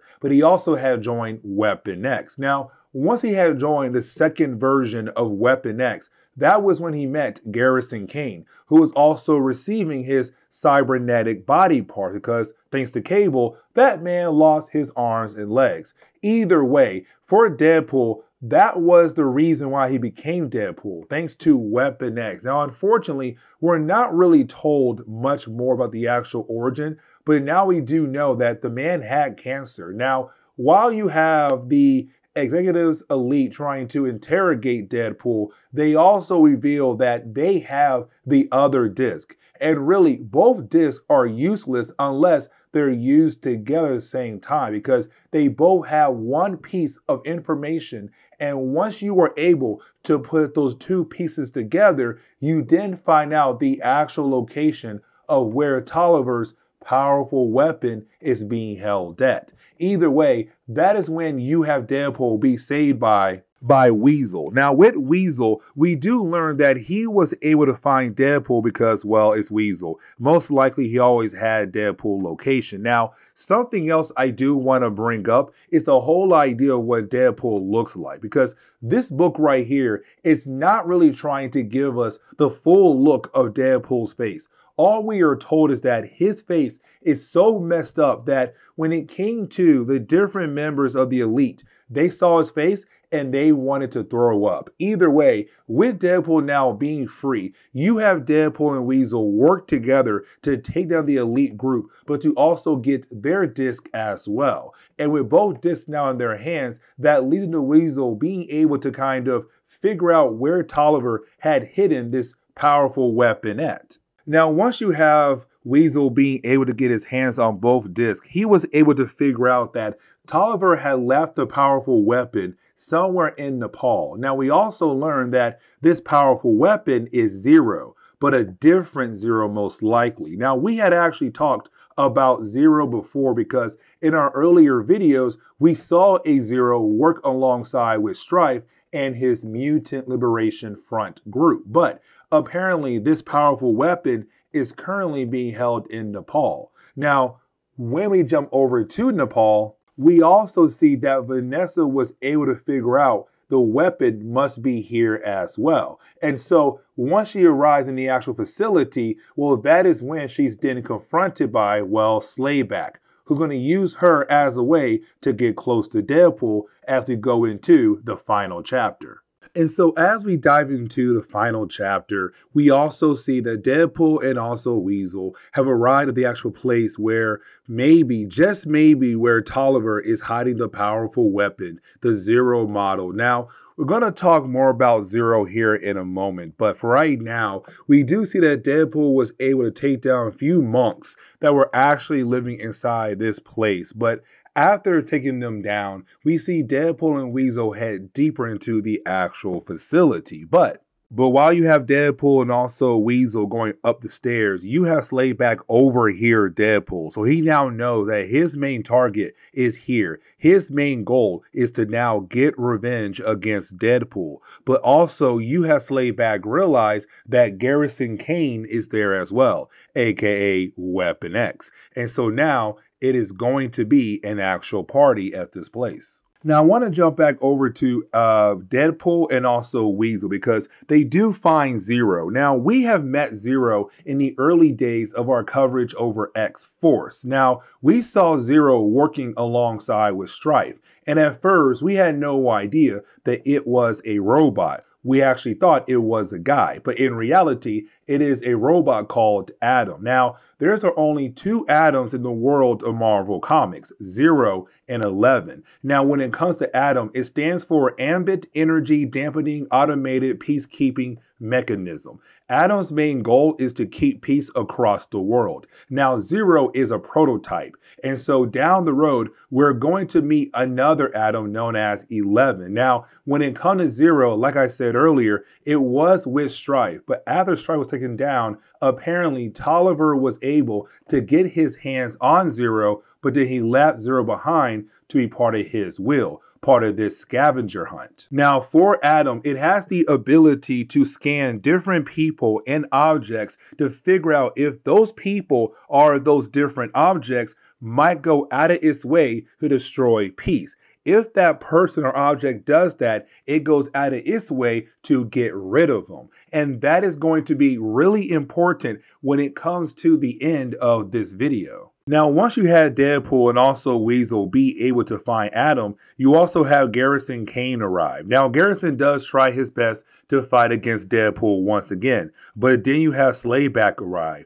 Now, we don't get a chance to know what is the actual reasoning why Deadpool is scared of Slayback. All we know is that sometime in the past, Deadpool was able to blow up Slayback. He believed that Slayback was dead, but then somehow Slayback was able to come back to life, and now he wants revenge against Deadpool. But apparently, Deadpool is really scared of Slayback, to the point where it does seem like Deadpool is unable to fight against Slayback like he should. Now, it does get to the point where you have Weasel actually activate 0, and that is a great thing. And the reason why, because you didn't have Slayback being able to stab Vanessa. Now, really, Vanessa got in the way because Slayback was trying to stab Deadpool, but of course, she wanted to protect him, and she stepped in front of the blade. But luckily for Deadpool, 0 was activated. Now, like I said earlier, for 0, his main goal is to keep peace. And so he begins to use his scanners on every single person in the room. And so once you have 0 being able to scan Slayback,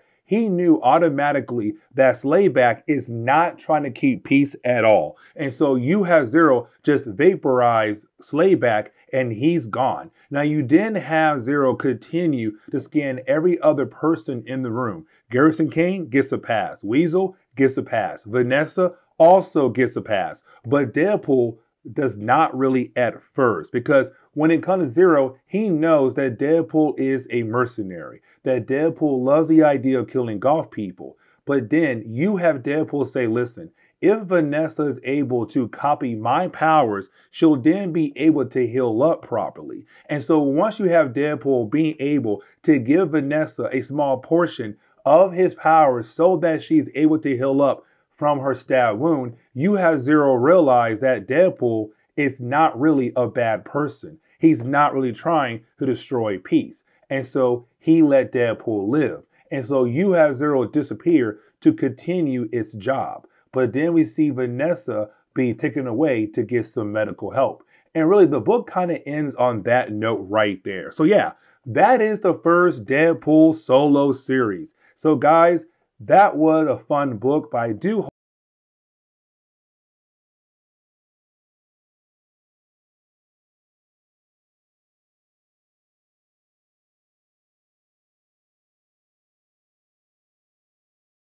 What's going on there, YouTube? Welcome back to another comic book video. Okay, so we're going to continue our coverage over the X-Men. And really, we're working our way up to Fatal Attractions. Now, as we all know, Fatal Attractions, the next crossover that we have to talk about when it comes to our coverage over the X-Men. Now, for me, it's kind of cool because we're getting very close into covering the actual crossover. It took us a long time to get into the Executioner song, but to be honest, there were a lot of stories that led into that crossover. When it comes to Fatal Attractions, you don't have that many stories leading into the actual crossover. But for now, we got to jump back over to X-Force. Now, like I said in our last video, when it came to X-Force going into Fatal Attractions, it got a tad bit confusing. I don't mean the story got a tad bit confusing, I mean how to read X-Force alongside with the other X books. Let me explain. You see, after the Executioner song, you had Marvel trying their best to make sure that all their X books were connected to one another. Now, you're probably going to say, no, Fresh, they always have done that. No, because when it came to Excalibur, Excalibur was its own thing out there away from the other X books. But after Alan left the book, you didn't have Excalibur go back over into being an X book with the rest of the other X books. So then all the different books were now connected to one another. And when it came to X-Force, it got a tad bit more confusing because X-Force had like one, maybe two story arcs leading into Fatal Attractions. But when it came to the other X books, they were highly affected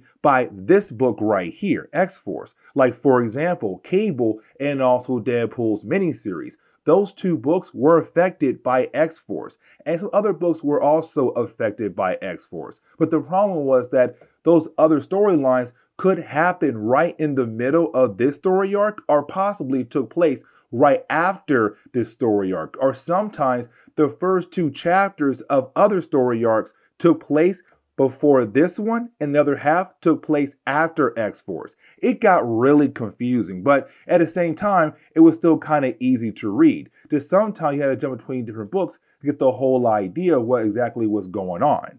And so as we dive into today's video, I do want to mention that we're going to cover issues number 22, 23, and 24 leading into, well, Fatal Attractions. Now, issue number 22 is actually wrapping up what we saw in the last video, but also beginning the second story arc that leads into Fatal Attractions. So we actually pick up with our heroes right now, just trying to survive after the Greymalkin had exploded. You see, if you saw my last video when it came to X-Force, then you saw the Greymalkin explode. Now remember, the Greymalkin was actually a ship that Cable had brought back in time with them to the past and kind of used that place as, well, a base. Now the problem was that he had supposedly died at the end of the Executioner song. After his death, his base just floated out in space by itself for a good while until its cloak went off. And so you then had Stark, S.H.I.E.L.D., and also X-Force realize that the Greymalkin was still around, the old base of Cable. So you had all these different characters trying their best to make claim of the actual ship. But the problem was their battle caused so much damage on the ship, it had to go ahead and self-destruct thanks to its programs. Now, before it did that, you had Cannonball and also Sunspot being able to send off different parts of the Greymalkin around the world. especially most of the parts landing at the base of X-Force. But at the end of our last video, we saw the Greymalkin explode, and we're kind of left to believe that everybody had died. But as we get into the opening pages of this video, we see that, well, no, everyone has survived, thankfully, because of Lila. Now remember, Lila is a very powerful teleporter. She has the ability to teleport across the universe. And so she was able to use her powers just in time to save most of the members of X-Force, also S.H.I.E.L.D. and War Machine, before the Greymalkin had exploded and, well, killed them all off. Now the question is right now, what about Sunspot and also Cannonball? Because they were away from the rest of the team when the actual place had blown up. But luckily for us, we do learn that they had actually survived by being able to make it over to an escape pod just in time. And so our two heroes had also survived, and they're also on the way back down to Earth. But hey, that's not all the X-Force team, because let's not forget, in our last video, 3 other members of X-Force had got captured by the Externals. You see, in our last video, when it came to Boom Boom, Warpath, and also Siren, 3 members of X-Force, they were captured by another group of characters better known as the Externals. Now remember, the Externals are a group of mutants who have the ability of immortality. Now each member of the Externals, they have their own ability as well, but they all share one singular ability, which is the idea of being immortal. Immortality. Either way, they had captured our 3 heroes and trying to use them as hostages to bring the rest of X-Force over to them. But now we have to jump over to, well, the X-Force team who was on the Greymalkin, where we see the ones who are with Lila being able to arrive back over to Camp Verde. Now remember, Camp Verde is their base they're currently using at the moment, but after they arrive, you didn't have Cannonball and also Sunspot arrive. Now, like I said earlier, when it came to the Greymalkin, before it had blown up in our last video, Cannonball and also Sunspot made sure to send different parts of the Greymalkin back down to Earth. And most of those parts went to Camp Verde. And so now they're able to use all the different resources that Cable had left behind for them to use. Right now, they can finally celebrate the idea that they now have different jets, weapons to help them on their mission against all their enemies. Now, also in our last video, we had actually talked about the idea of Domino going around and trying to recruit the old members of Six Pack. Now remember, Six Pack was the original team that Cable had when he first came back in time from the future into the present day. Now, when it came to the Six Pack, unfortunately, they had broken up thanks to Cable and some of the moves that he had made. But in our last video, we have seen Domino going around trying to recruit the old members of that team for something special for Cable. You see, in our earlier videos for X-Force, right before we jumped into the Executioner song, before Cable had disappeared, Domino had promised Cable that she would find X-Force. And so her main goal right now is to, well, find X-Force. And so far, she was able to recruit Grizzly and also Hammer to kind of help out with that situation. But we currently see them trying to break into Department K. Now, Department K is kind of like this secret government branch for Canada. But of course, they believe that they should be able to get some information about where in the world X-Force could possibly be at. But while trying to get that information, well, then they're confronted by Weapon Prime, the superhero team that was put together by Department K.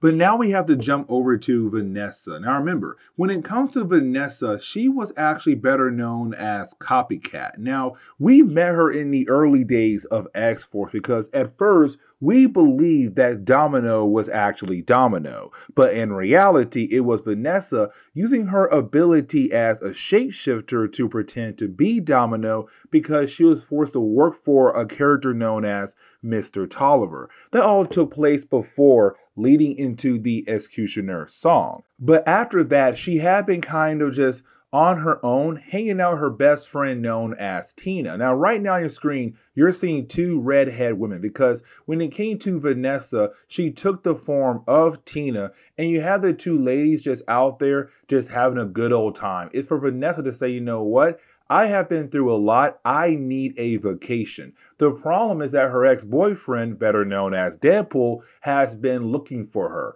and Deadpool is trying to kill her. Well, before he can kill her, he has to talk to her. And so while you have Deadpool trying to kill off Vanessa, well, somebody else kills off Tina, and that would be Sluggo. Now, we actually already talked about Sluggo before in our Cable video. And really, I meant to say that we talked about him over in our Deadpool video, not our Cable video. You see, when it came to Sluggo, he was also part of Weapon X alongside with Deadpool and also Garrison Kane. Now, when it comes to Sluggo, his main goal right now is to come after Deadpool and also Vanessa. And the reason why, because both characters used to work for Mr. Tolliver, but he is supposedly dead at the moment, and he left behind a will. In that will, he has mentioned that he left behind some kind of powerful treasure. And so you have a lot of folks trying to go after Deadpool and also Vanessa, seeing that if these two characters know where the treasure is actually located at.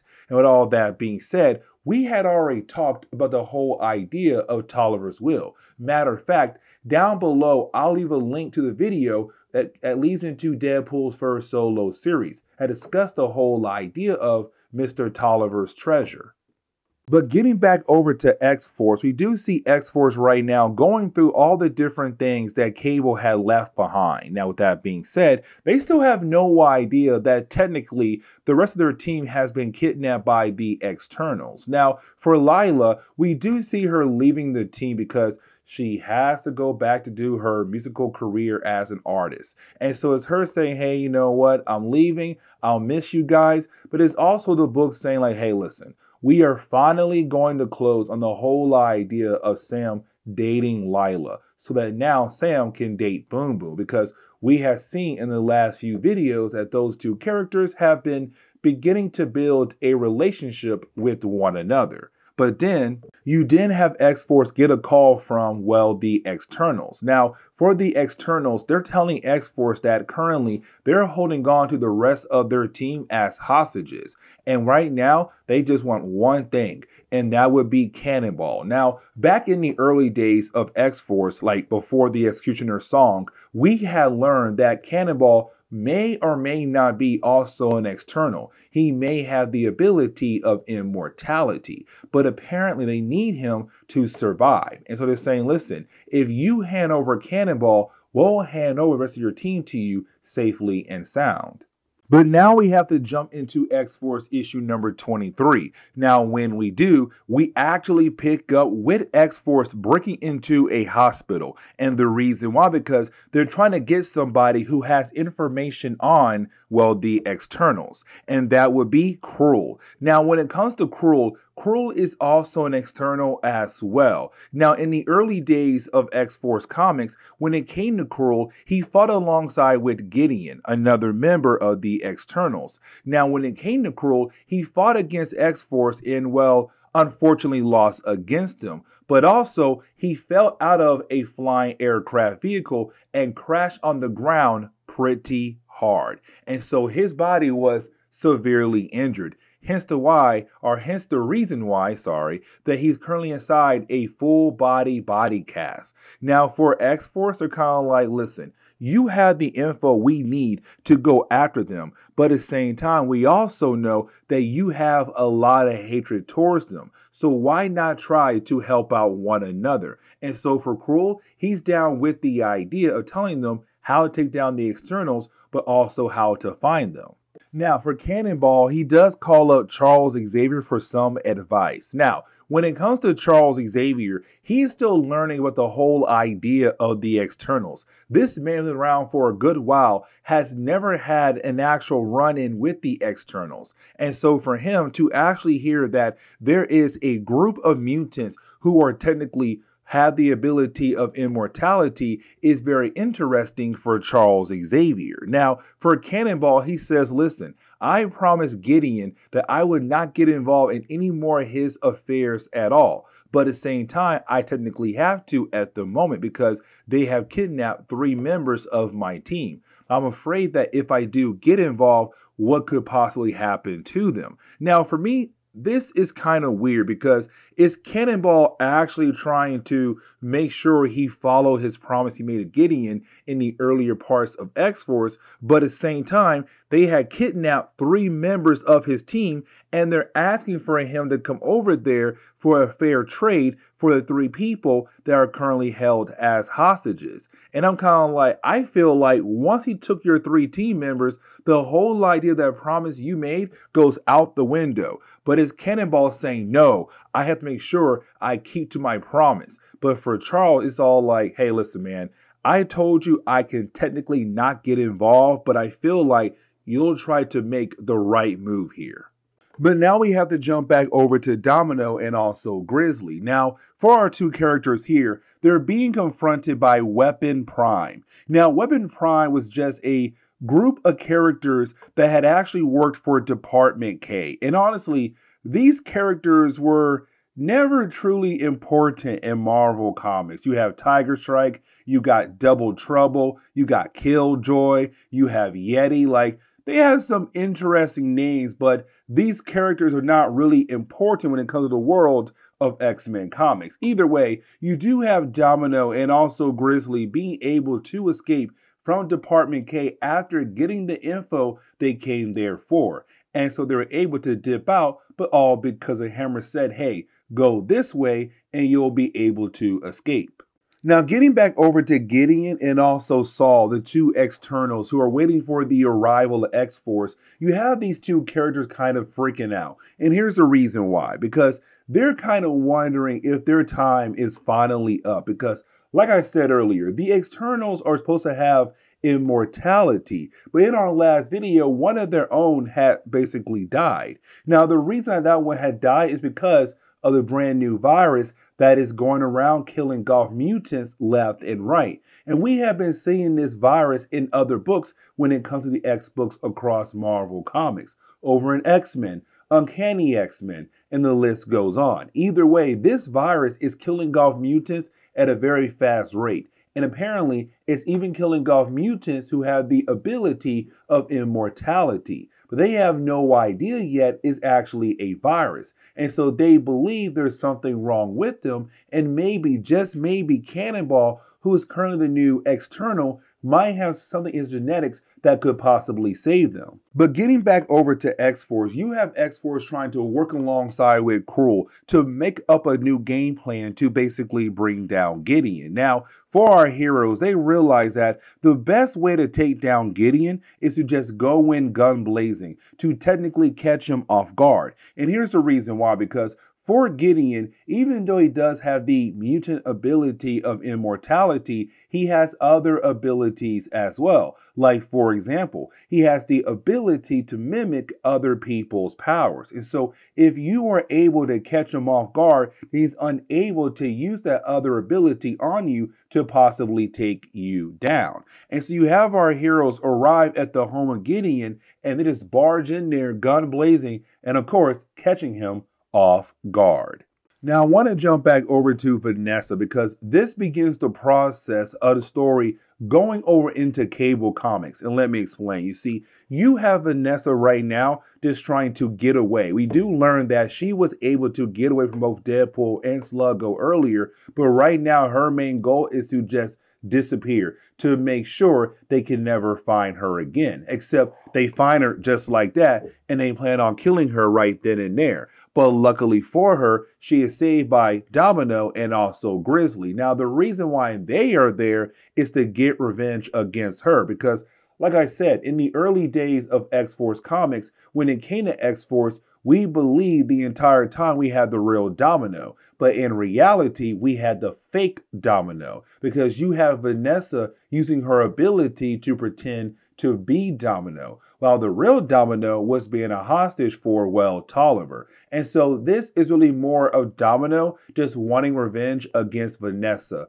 But you have Vanessa say, listen, I know what you want. I can actually help you because I know that you are looking for Cable's old team X-Force, and I can help you to find them. And so now we are able to actually jump to the ending of this chapter because you then have X-Force being able to get their teammates and they're about to leave to go back to their base. But before they do that, like I said earlier, Cannonball's not here because Cannonball said he promised Gideon that he would no longer get involved in Gideon's affairs. Well, to make sure that he actually follows that promise, he did not go with the rest of the team because when he made that promise with Gideon, he said he will no longer get involved.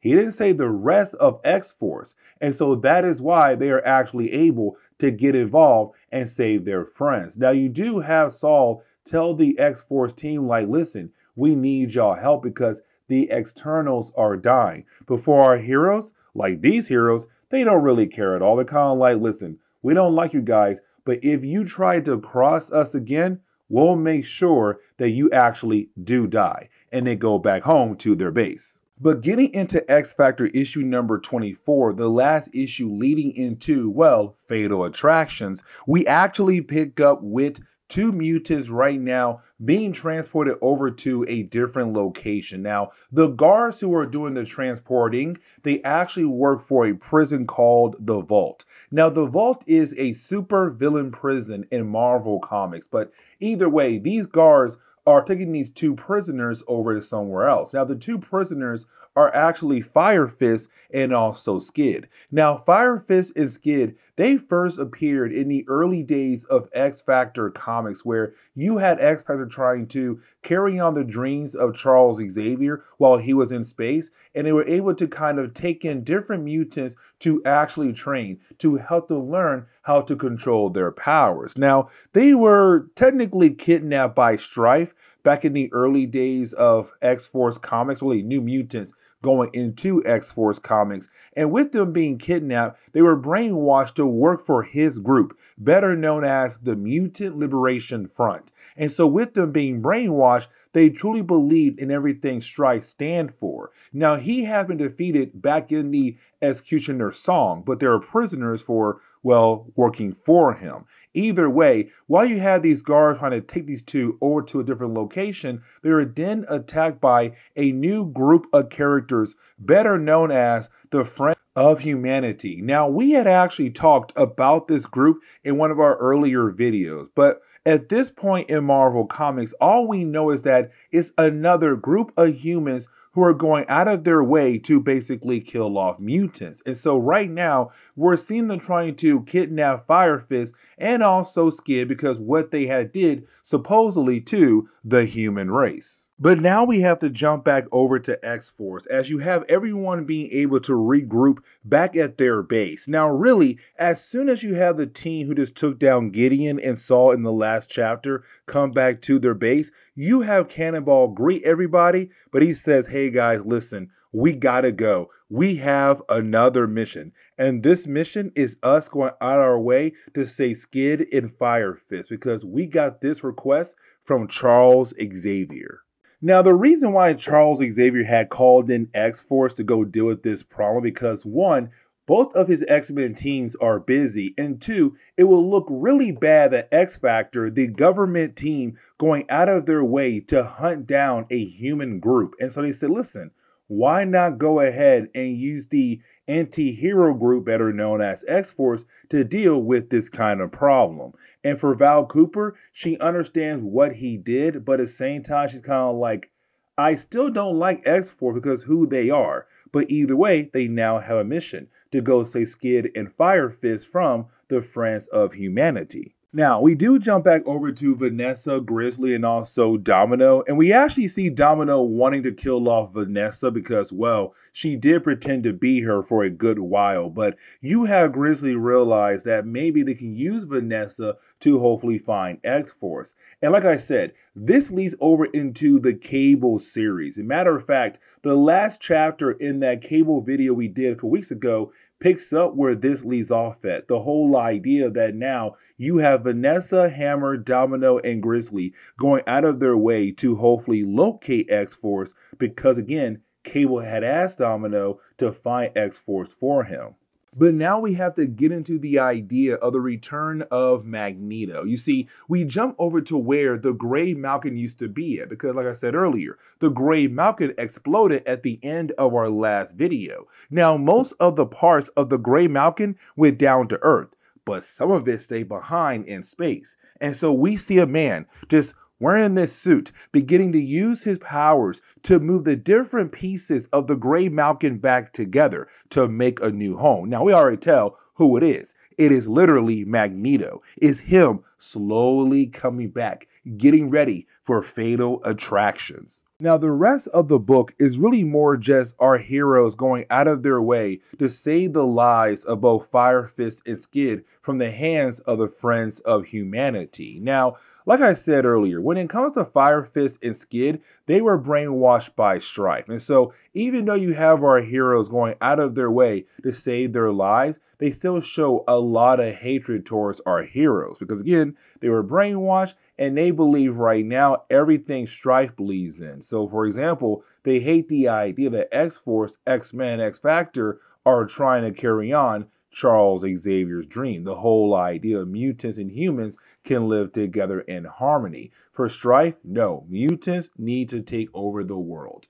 Either way, we also learned that apparently at the very beginning of this chapter, these two characters were on their way over to Charles Xavier so that he could use his abilities as a way to fix their minds. But either way, the ending of this chapter is our heroes being able to save those two characters and then finally go back home.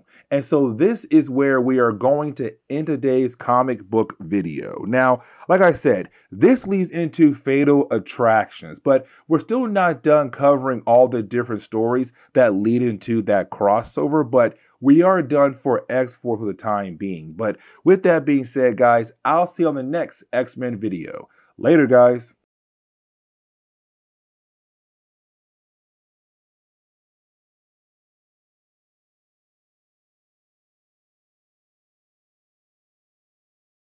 What's going on there, YouTube? Welcome back to another comic book video. Okay, so we're going to continue our coverage over the X-Men. Now, as you all know, we are now beginning our coverage over Fatal Attractions, the actual crossover. Now, technically, we already covered the first chapter of Fatal Attractions, and that chapter was more of X-Factor just kind of dealing with their own things. But when it comes to the rest of Fatal Attractions, the rest of the chapters really go together, tell an overall story of the X-Men, X-Force, and also Excalibur a tad bit there at the end, kind of dealing with Magneto and his new plan for the mutant race. Now, in today's video, we're only covering the X-Force chapter of Fatal Attractions, where you have our heroes learn of the return of Magneto, but also what Magneto has done to Cable's old base, the Greymalkin. And you see what I mean as we go through today's video.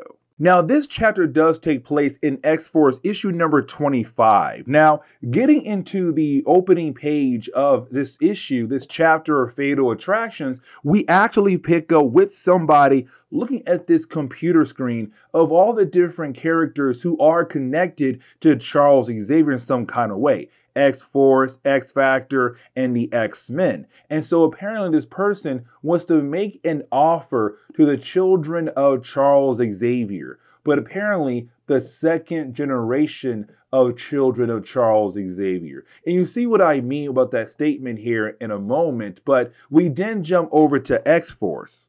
And so when we pick up with X-Force, they are just arriving back at home from another mission. Now, when it comes to our heroes, unfortunately, every single time they come back home after doing a mission, they run into another mission or some kind of other situation. And so when our heroes come back to Camp Verde, they believe that they're going to have some downtime. They are going to actually be able to relax, except you didn't have Pharaoh say, we can't relax, guys. There's somebody here. And that person, he's been around the entire camp doing something. And so we have to be on guard. Now remember, by this point in our coverage over X-Force, Cable is no longer the actual leader of the team because thanks to the Executioner's song, he had disappeared at the end of that crossover. And so Cannonball has now been the leader of the actual team. Either way, you do have Cannonball tell the rest of X-Force to go ahead and split up, but to also be careful, but also find the person who has now entered their home without any kind of permission. And so when it comes to X-Force, they have broken up into teams of 2. Now, most of the team, they are taken out very easily by this person who has invaded their home. Now, this person, it does seem like he knows the team very well. The way he is moving, the way he knows when to attack them, how to take them down. He is able to take out teams left and right. But then it comes down to the last 2 members of X-Force that he has to take down. Now, the last 2 members of X-Force to not be taken out was Cannonball and also Boom Boom. Now, you have Cannonball being able to actually sneak up on this person from behind to use his powers on them. Now, after doing that, we do learn who was the person kind of sneaking around Camp Verde and being able to take out the different members of the team. And that would be no other than Cable. And honestly, it makes a lot of sense because most of the team of X-Force was around when Cable was around. He's been there with them and he has studied them up and down. He knows all the good and bad about each of these characters. So it kind of makes sense that he'll be the one to actually be able to take down most of the team. Now, we can't forget that when it comes to Cable, most of the team actually did like the guy, except for 2 people. That will be Sunspot and also Richter. Now, for Richter, we were left to believe in the possibility that Cable was the one who had killed off Richter's father in the past, because that's the reason why Richter hates Cable so much for. But we learned that that's not technically true, that it wasn't really Cable who killed off the father of Richter. It was actually Strife. And remember, Strife looks just like Cable. Now, by this point in our coverage over the X-Men, they don't know that Strife is actually the clone of Cable. Right now, they think it's the other way around, where Cable is actually the clone of Strife. Either way, you did have Cable say, it wasn't me, it was Strife. And also Sunspot, I was not the one who killed off your father, it was actually Gideon. And so it's Cable saying, listen, it's time for you guys to stop hating on me and try to work with me. Now, something else we have to remember is the whole idea that after Cable had disappeared at the end of the Executioner Song event, Cannonball had to take over the team. Now, when he did, for Cannonball, he was a great leader, but it was a lot for him to take up when he's just a young boy. He's still in his early, I want to say young adult days. Maybe like 18 or 19. Either way, for Cable, he hates the idea that he had disappeared at the end of the Executioner Song and kind of leaving Cannonball in charge of X-Force. It was a lot for him to actually handle. But at the same time, for Cable, he looks at Cannonball and the rest of X-Force as his children. Now, at first, when he was the leader of the New Mutants and also X-Force, he looked at them as soldiers. But then he realized that these are kids, not soldiers. They're not machines, they're actual people. And so that changed for him, and he began to look at them as well his children. He became a father to these characters. And so for Cable, he realized that he left a lot for Cannonball to take up after he had disappeared. And he wants to make sure that Cannonball is okay. Like, how is he? Not just physically, but also mentally. And you have the 2 characters come together. And it kind of shows that father and son relationship, even though they're not technically father and son. Now, you do have some time pass by where apparently you have most of the members of X-Force being kicked outside so that Cannonball and also Cable and a couple other people at X-Force are able to have a conversation with one another in private. Now, for Richter, he hates the idea that he's one of the ones that got kicked out of the actual meeting. He feels like that everybody should be part of the actual meeting. Now, you do have Shatterstar trying his best to understand that sometimes your leaders need to have that private convo when it comes to planning out things for the future of the team. And sometimes those soldiers are not going to be involved in those plannings. And so for Richter, he hates the idea that he's just not involved in those meetings. And really, it's not one of those meetings at all. Instead, it's really more of Cable and Cannonball and a few other people coming together to figure out if there is a way to save the life of Skid and also Firefist. I don't know why I said save the life, but really more of fixing their brains. And let me explain. You see, these two characters, they were also part of the New Mutants at the very tail end of the run of New Mutants leading into X-Force. They were really part of X-Factor at the very beginning of the original team of X-Factor. They were trainees for the original team, who then moved on over to the New Mutants. Either way, when it came to Skid and Firefist, they were actually captured by Strife and brainwashed to work for him. And so right now, you have Cable and really everyone else in that room just trying to find the best way to fix their brains, to bring those two characters back over to their side. Now for Sunspot, and really Cannonball as well, especially Cannonball, he still cannot trust Cable. He wants to know the full story of Cable. Now, when it comes to Cable, when he does give us this quick origin story, it's only like small details, and really later books down the road is going to give us some more information about the actual character. But for right now, all we know is that for Nathan Dayspring, that's his real name, he was brought into the future by a woman known as the Ascani. Now, when it came to her, she believed that he could be used as a way to be their savior, to save that dark future that was created by Apocalypse. The problem was him and his crew, they had failed in the war. They lost the war against Apocalypse and his people. And so you had Cable go back in time to try to prevent that future from actually happening. But he also believed that Cannonball would be the best person to kind of use to help prevent that future from actually happening. And the reason why, because for Cannonball, he's one of the few people to be trained by both Charles Xavier, but also Magneto. The problem was that for Cable, when he came back in time, so did Strife. And that kind of ruined his entire plan. And so he tells all of that over to Cannonball and the rest of X-Force, who's also in the room with them. And they're kind of like, oh, that's a lot. And it does seem like you're telling the truth here.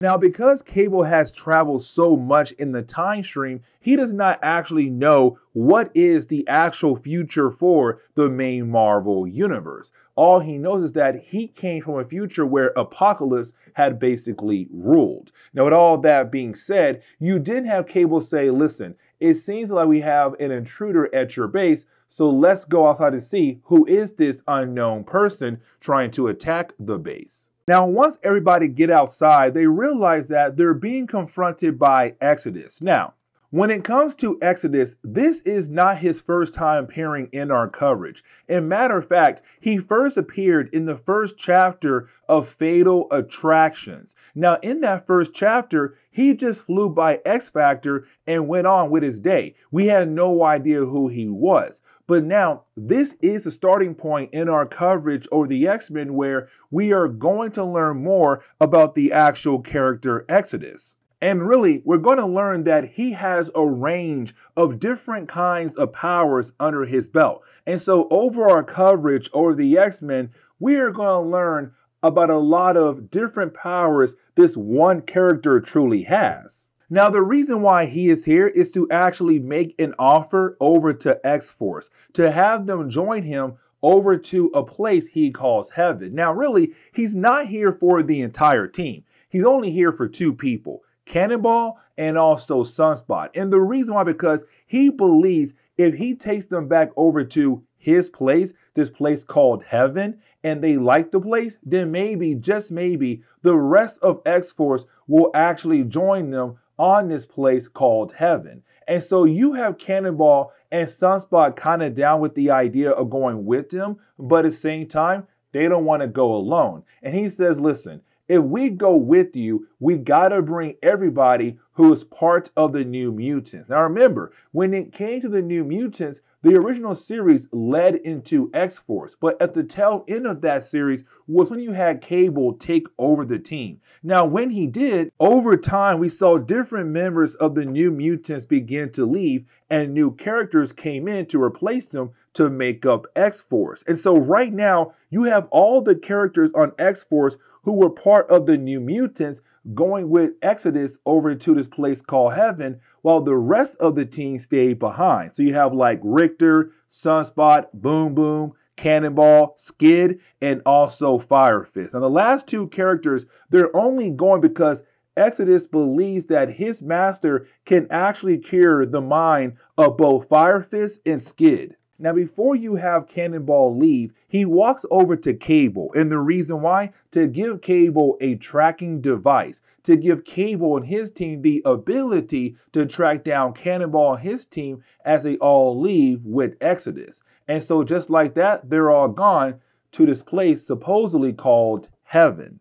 Now, when our heroes arrive at this place supposedly called Heaven, they realize that this is actually the Greymalkin, but apparently the Greymalkin has been repaired. Now, if you saw our earlier videos when it comes to X-Force, you would know that X-Force had, well, really Cannonball, had no choice but to go ahead and blow up the Greymalkin, the old base that belonged to Cable. Now remember, when it comes to Greymalkin, it is Cable's base, but the reason why it's so special because it was the thing he brought with him when he traveled from the future back into the past. And he thought he lost the Greymalkin when he came back to the past again, hearing that it had blown up. But in our last video, we saw somebody being able to rebuild the Greymalkin. Now, honestly, we already know it is Magneto, but for our heroes, they begin to realize that yes, they're on the Greymalkin, but somebody was able to actually rebuild it. Now, they are confronted by somebody who's hiding underneath a robe. We already know it's Magneto, like the last video showed Magneto. But you do have Magneto go out of his way to fix the mind of both Fire Fist and Skid. And so right now, they're back to normal again, no longer brainwashed by Strife. Now, like we saw earlier, when it came to Cannonball, he gave Cable the ability to actually track them wherever they went to. And so you had Cable be able to get an aircraft that could actually travel into space. And when they do, you have Cable find out what has happened, that somebody has rebuilt the Greymalkin. Now, for Cable, he has no idea it's Magneto, but us, the readers, we already know it is Magneto. But either way, for Cable, he hates the idea to see his home, his old home, now being used or possibly going to be used against him, but also possibly could be a home for the mutant race. Now, there is a reason why I'm saying a home for the mutant race, and I'll explain why here in a moment, but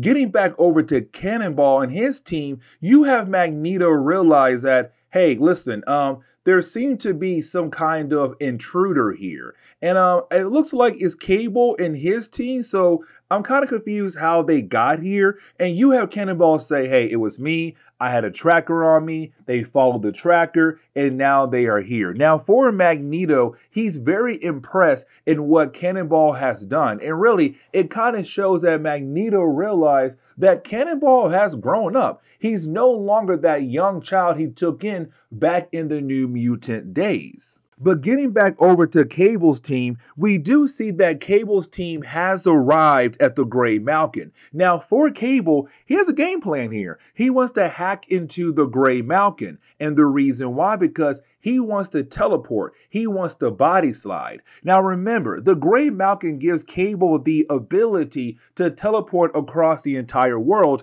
but also on the Greymalkin. It's called body sliding. Either way, for Cable, he wants to hack into the Greymalkin, but also hack into the Professor. Now remember, the Professor is the AI system that helped Cable control the Greymalkin, but he has no idea the Professor has been infected by new alien tech that Magneto has uploaded into the Professor's program. Either way, for Cable, he was able to teleport over to where Cannonball and his team is actually at.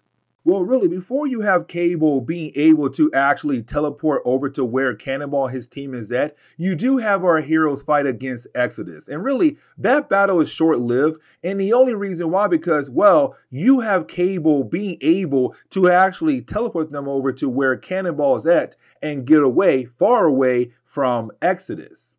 Now, like I said a moment ago, when it came to Magneto, he's calling his new base the Avalon, but like I said, he's trying to make this place be more like the heaven for the mutant race, and Earth is the hell for the mutant race. Let me explain. Because for Magneto, he realized that if mutants try to stay on Earth, then most likely they are going to be hunted down. They are going to be killed off by the human race. So why should they stay down there on Earth in a place that's like hell? When they come over to the Avalon and live in a place that's like heaven. And so it's Magneto saying, why don't you guys stay here with me? A better place for the mutant race. Now for Skid and Fire Fist, they had decided to go ahead and stay on Avalon. And the reason why, because Magneto had fixed their mind. They're kind of like, hey, listen, he fixed our mind, but also he's kind of right.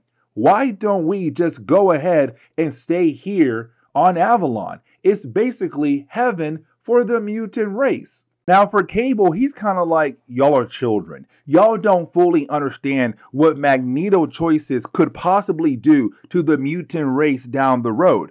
But it's really more Cannonball saying, no, you don't understand, Cable. Like, we don't have the right to force people to do what we want them to do. They have their own free will. They can make their own choices. If Skid and Fire Fist want to stay here, they can do that. Now for Cable, he hates hearing that from Cannonball. But Cable's like, listen, my main goal right now is to get rid of the Greymalkin. I want to blow it up. I hate the idea it's right now in Magneto's hand. But also, I want to download my AI system, the Professor, and get the heck out of here. And so, he basically forced body slide the entire X-Force team on the aircraft that he used to get over here to the Greymalkin, or the Avalon is what Magneto is calling it now. And then he runs away to hopefully achieve his goal, to blow up Avalon, but to download the Professor.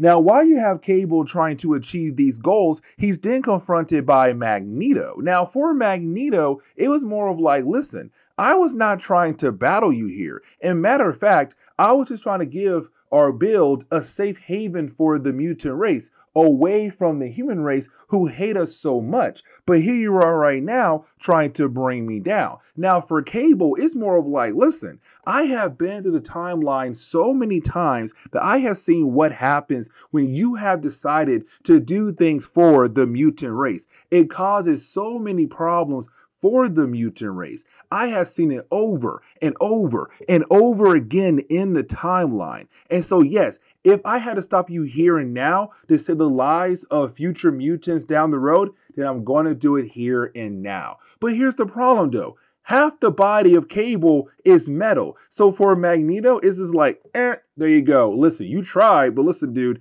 I'm Magneto. I'm on a whole different level. You're like here, I'm up here. There's no way you thought that you could actually defeat me. But then you have Cable still being able to teleport away, to body slide the heck out of there. But at least he was able to get the professor. Now, for Magneto, he realized that he wasn't really able to recruit enough members of X-Force. Now, remember, in the earlier parts of this video, I had mentioned the fact that for Magneto, he called the New Mutants or X-Force the second generation. And the reason why, because, well, they were the second team for the X-Men after Uncanny X-Men. When it came to Chris Claremont, the Uncanny X-Men were more adults, but then later on he introduced the New Mutants who were young teenagers, the second generation. But either way, for Magneto, he's kind of like, listen, I was not really able to get more members of X-Force, but now it's time for me to try to recruit the other members of the X-Men, the first generation of the mutant race that works under Charles Xavier.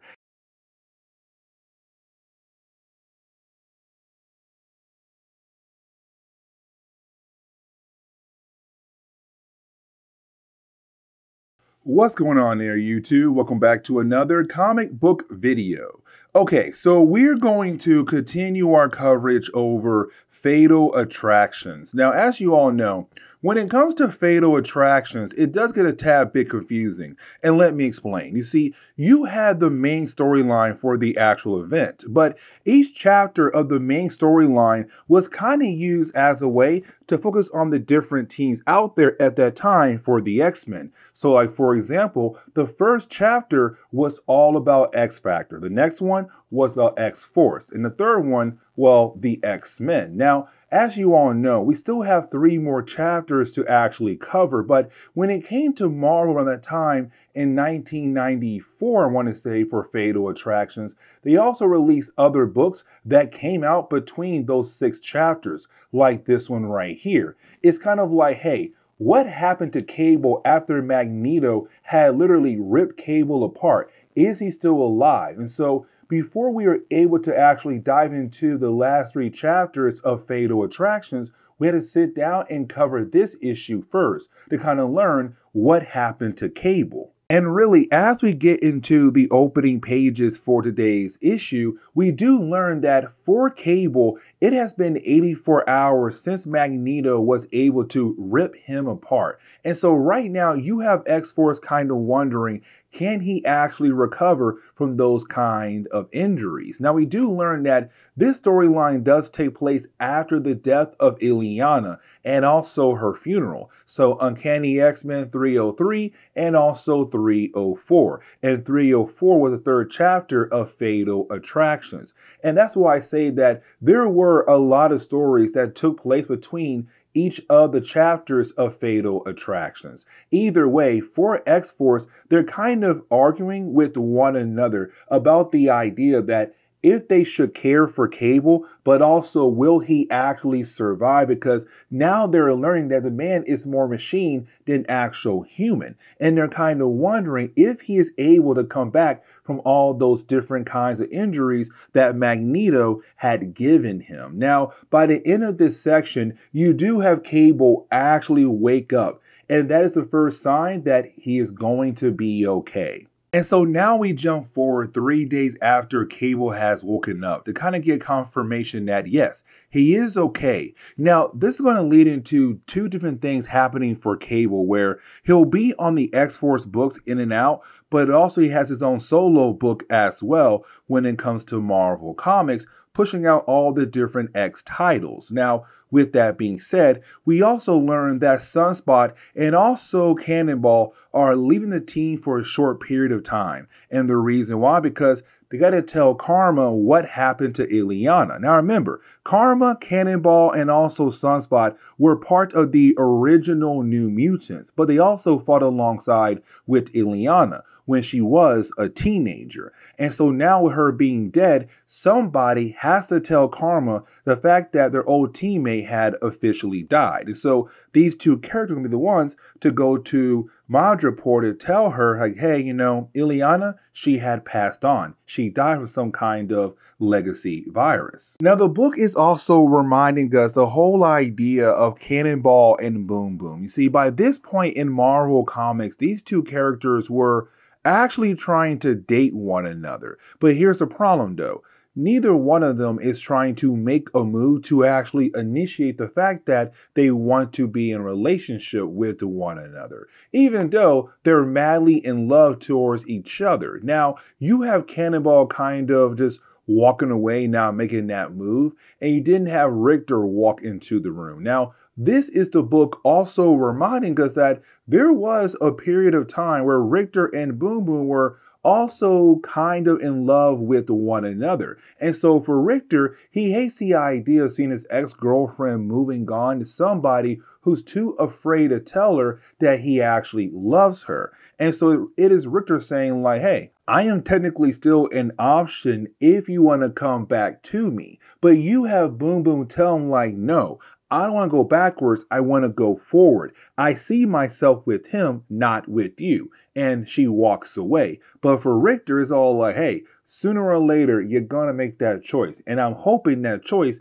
is you coming back to me. Now, this kind of leads into more drama between the X-Force members. And what I mean by that actual statement is that we jump over to Pharaoh watching Shatterstar work out. Now, we kind of tell that for Pharaoh, he was the only member of the team that she was able to tolerate.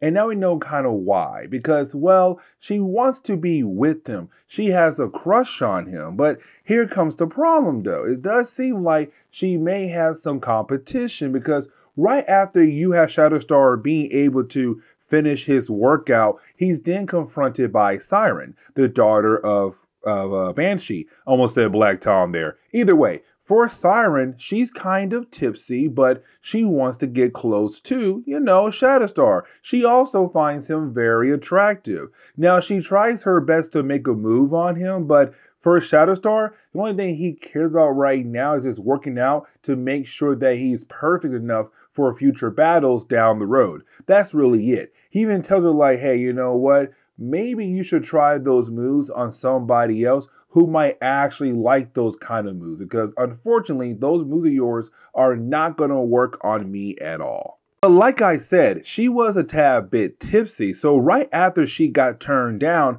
we actually see her make a move on Cable. Now here's the thing, for Siren, she has gone through a lot, not a lot, but gone through some things in the short period of time when it comes to her being one of the X-Men characters. And what I mean by that statement is that back on Mirror Island, the Mirror Island saga, where you had the Shadow King being able to take over few different X characters, she was one of them. And so she had her mind played with. And so ever since that moment, it's kind of hard for her to move on after having her mind played with by the Shadow King. And so sometimes she drinks a lot to kind of help her forget what exactly happened to her thanks to the Shadow King. And so when she gets tipsy enough, well, she makes moves on different guys on the team. Like right now, we're seeing her kissing Cable. Now, she does pass out. And right after she does pass out, you didn't have Warpath come in to pick her up and take her over to her room. Now,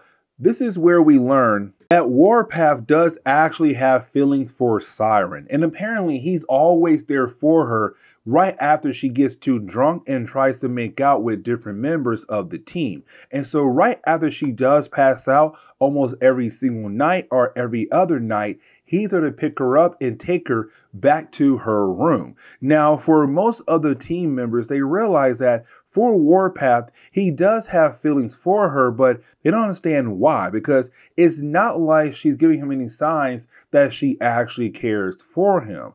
But for Warpath, it's more of like, he knows that for her and for him, they're kind of alike. The whole idea of feeling alone no matter what. Because for Warpath, he had lost his entire family, his entire tribe. Now for Siren, she's not really alone, like she has her father, but they're not really that close. And so for Siren's kind of like, yeah, she is alone and is eating her up inside. Same thing for Warpath. And that is why he kind of likes her, because they're both on the same path right now when it comes to their life. Now, there is one more thing I do want to talk about, and that'd be the whole idea of Cable and Richter kind of, well, really more Richter hating on Cable, because for Cable, he doesn't hate Richter at all. But For Richter, for a long time, he believed that Cable was the one who had killed off his father. Now, Cable told us in the last story arc that he was not the one who had killed off his father. It was actually Strife who killed off the father of Richter. But there's still other reasons why Richter hates Cable. So even though Cable is completely innocent, for Richter, he hates the guy with flaming passion. But either way, is Cable trying his best to help X-Force out where he can in different kinds of areas? Not just being the leader, but also kind of being their therapist if they need one.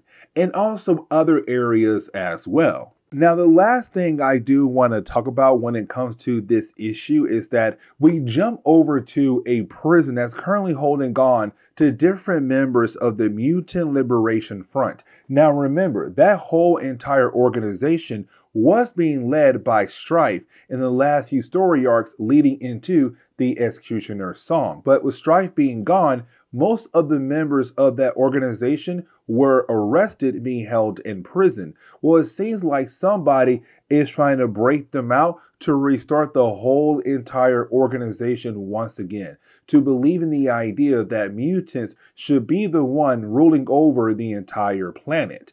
And so we see that those different members are being broken out of prison by a new character called Rainfire. Now, unfortunately, in this issue, we do not get the chance to learn more about this character until later chapters down the road.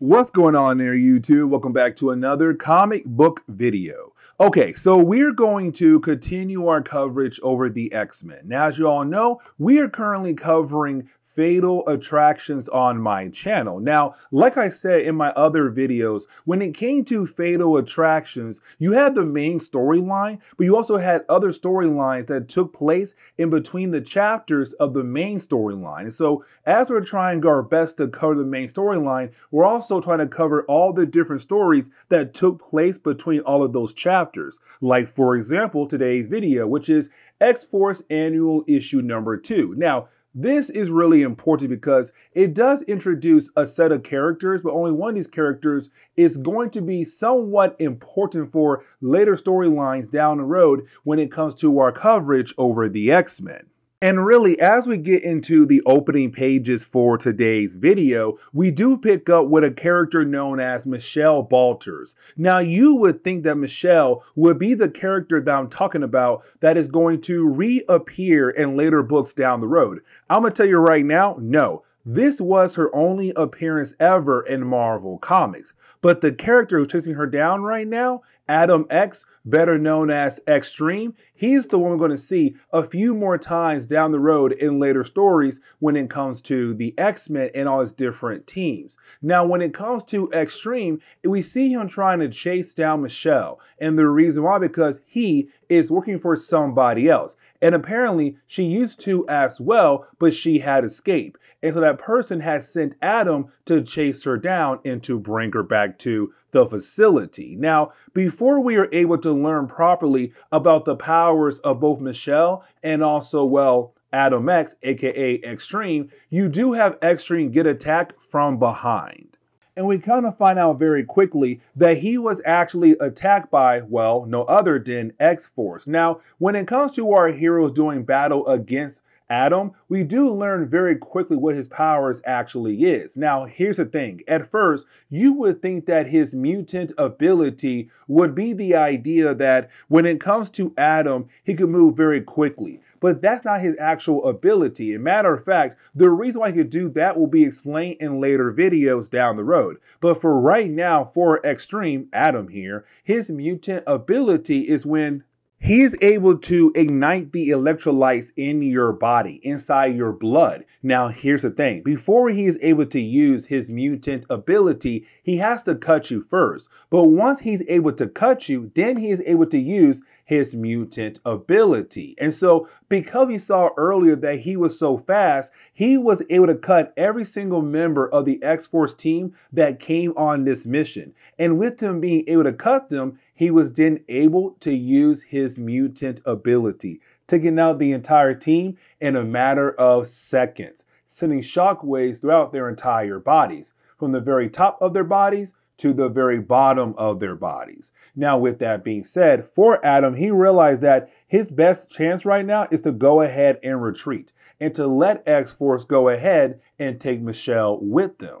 Now, for Adam X here, he kind of believes that he has the advantage over our heroes. And what I mean by that statement is that they're heading back to their base. And so his goal right now is to follow them back to their base and to hopefully ambush them once they get back home to their base. Except he has no idea that X-Force knows that he is trying to follow them. And so even though they're going to go back to their base, they're setting up a trap for him once they do get back home. Now, we do learn from Cable that there is another team handling something else for X-Force. But now we have to jump over to Denver, Colorado, where we pick up with Cannonball and also Siren. Now, we see our two characters right now undercover at some scientific research facility, better known as Foundations. Now, like I said, they're undercover. They're pretending to be interns at this facility. Now, with that being said, as they walk around the entire lab, they realize that there is a door they are not allowed to go through. Now, their mentor tells them like, hey, listen, you need some kind of special clearance to go inside that lab right there. Government clearance. And that tells our heroes that they came here for that door right there.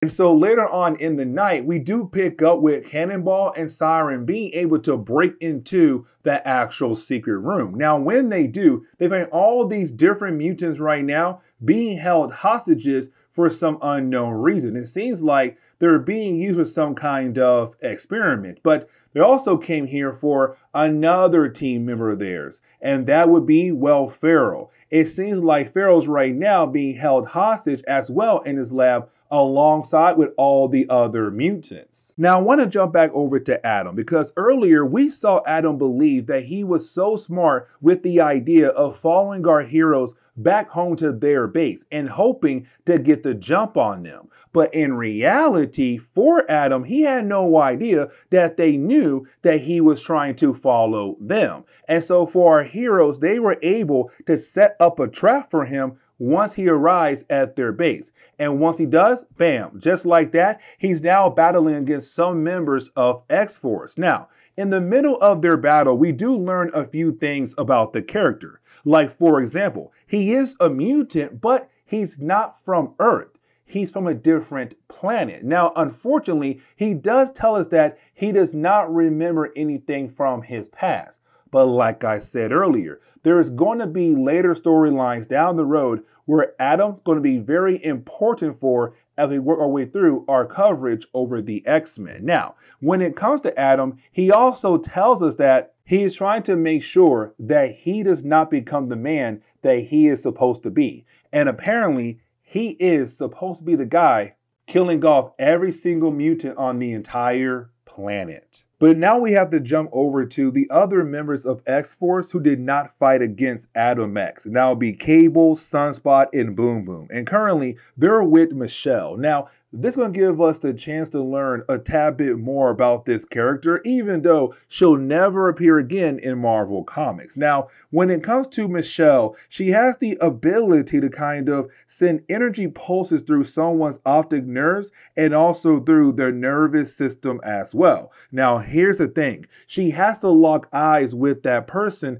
that she's, well, attacking. Now, apparently, when she gained her mutant ability, it did cause a lot of problems for her and her family, so she ran away. Now, when she did run away, she ran over to a company called Strong Industries. Now, this company alone was trying to go out of their way to find different teenage mutants out there that had nowhere else to go, technically runaways. And so they said, hey, listen, if you are a runaway, we have a place for you, somewhere to live. Now, here's the thing. even though you got that place to live, they're going to use you as a guinea pig. And so we do learn very quickly the company is being run by a character known as Martin Strong, who is going to be the main bad guy of today's video. Now, when it comes to Martin Strong, the reason why he's going out of his way to find different teenage mutants is to study them, to hopefully find a way to eliminate the mutant gene so that mutants down the road cannot be born at all. Basically trying to kill off the mutant race in a different kind of way. But you have Michelle also tell us that it's part of Project Wide Awake. Now, we have not really sat down and talked much about Project Wide Awake. Just know that this is a secret government plan as a way to kind of prepare for the possibility of future attacks down the road from superpower beings, but especially the mutant race. And so it seems like this is just another way to find a way to control the mutant race, to kind of eliminate it or to at least slow down the rise of more mutants coming down the road. And so for Cable, his idea is to go over to find Martin Strong and to bring him down before he is able to create an actual cure. Now we have to jump back over to Cannonball and also Siren. Now these two characters, they are currently talking about what they had saw earlier in that secret part of the lab. But while they are talking, they were overheard by Martin Strong, the person in charge of the entire company. Now, this is the moment where we do learn that he is also a mutant. And it's kind of like, wait a second, why is a mutant trying to kill off the mutant race? And that'll be explained at the very end of this video. But either way, you do have Cannonball and also Siren trying their best to bring him down. But unfortunately, they lose the battle in a matter of seconds. And we're kind of left to believe that one, he's very durable and very strong, but also just maybe there could be more about him we don't know just yet. Now, after the big battle, we do pick up with Strong kind of holding now all three characters, Feral, Siren, and also Cannonball hostages. Now, Cannonball and Siren, they're still knocked out. But for Feral, she's wide awake. Now, for Feral, we begin to learn there's a tad bit more going on when it comes to Strong. And here's the reason why I'm saying that, because you have Feral being able to break free and attack Strong. Now, she is easily stopped, but after attacking him, she was able to realize that she hears two heartbeats coming from his body. And it's kind of like, how is that even possible? This begins the process of us learning more about the character. But now we have to jump over to the rest of X-Force, who's outside the actual facility. Now, their main goal is to break into the place, but they got a plan. So first, we're going to send in a team like Adam X and two other members of X-Force. And the reason why, because once you have Adam being able to connect with Cable from inside the base, the rest of the team will then have the ability to teleport inside the base. And so you have Adam X use his ability on both Boom Boom and Richter to pretend that they are his hostages.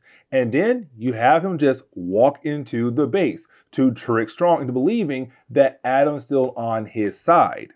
Now, once you have Adam being able to get inside the base of Strong with his two supposed hostages, he was then able to connect with Cable. Now, once he was able to connect with Cable, Cable was able to body slide, teleport, the rest of X-Force in there. And it does lead into a big battle in the entire facility. Now, for Strong, that was when he realized that he has been played, that technically Adam is no longer on his side. Now, like I said earlier, when it came to this book, we were going to be introduced to a bunch of new characters, Strong, Adam, and also Michelle. But here's the thing, Michelle, like I said earlier, you would believe that she would be reappearing later on in other books down the road, but she doesn't. But the reason why I said you should feel like that Because we then kind of find out that Michelle is actually working for Strong. You see, Strong sent her out there to find other mutants like X-Force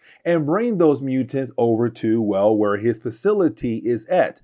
Now, for Adam, he has no idea. He actually believed that for Michelle, she was turning over the side of good. And that's why he joined the side of X-Force, because he believed in her, but also the idea of what he was doing was really wrong, hunting down other mutants. But we do learn that the only reason why she had helped out Strong was because of her family. Like I said earlier, when it came to her mutant ability, it did cause some problems for her family. Well, we come to find out she put her parents in comas for 2 years, and that had ruined their entire financial situation. And so for Strong, he promised her that he'll be able to help them if she helps him. And so that is why she's on his side at the moment, to help out her parents. Now for Adam, he was able to take out both Strong, but also take out Michelle as well. But now we begin to learn everything about Strong. Because remember, earlier when it came to Pharaoh, she told us that she heard 2 heartbeats coming from his body. And we were left to wonder, how was that even possible? Well, we kind of find out that the only reason why she heard 2 heartbeats, because one of those heartbeats is, well, a fake one. Let me explain. You see, when it came to Strong, when he had gained his mutant ability, well, he became a genius. But there was a second mutation. The whole idea, his hands and feet were turned into fins. Yes, you heard that right.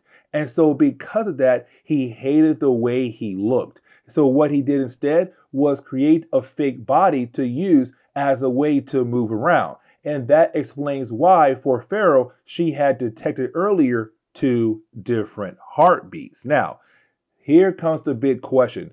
Should X-Force shut down the entire facility that Strong had built up? And the reason why I'm saying that, because at the end of the battle, you have our heroes wondering what to do here. Because for them, they're like, listen, what they're trying to achieve at this lab is to get rid of the X gene that creates mutants across the world, to hopefully allow future mutants to not be born, to allow those kids to live a normal life.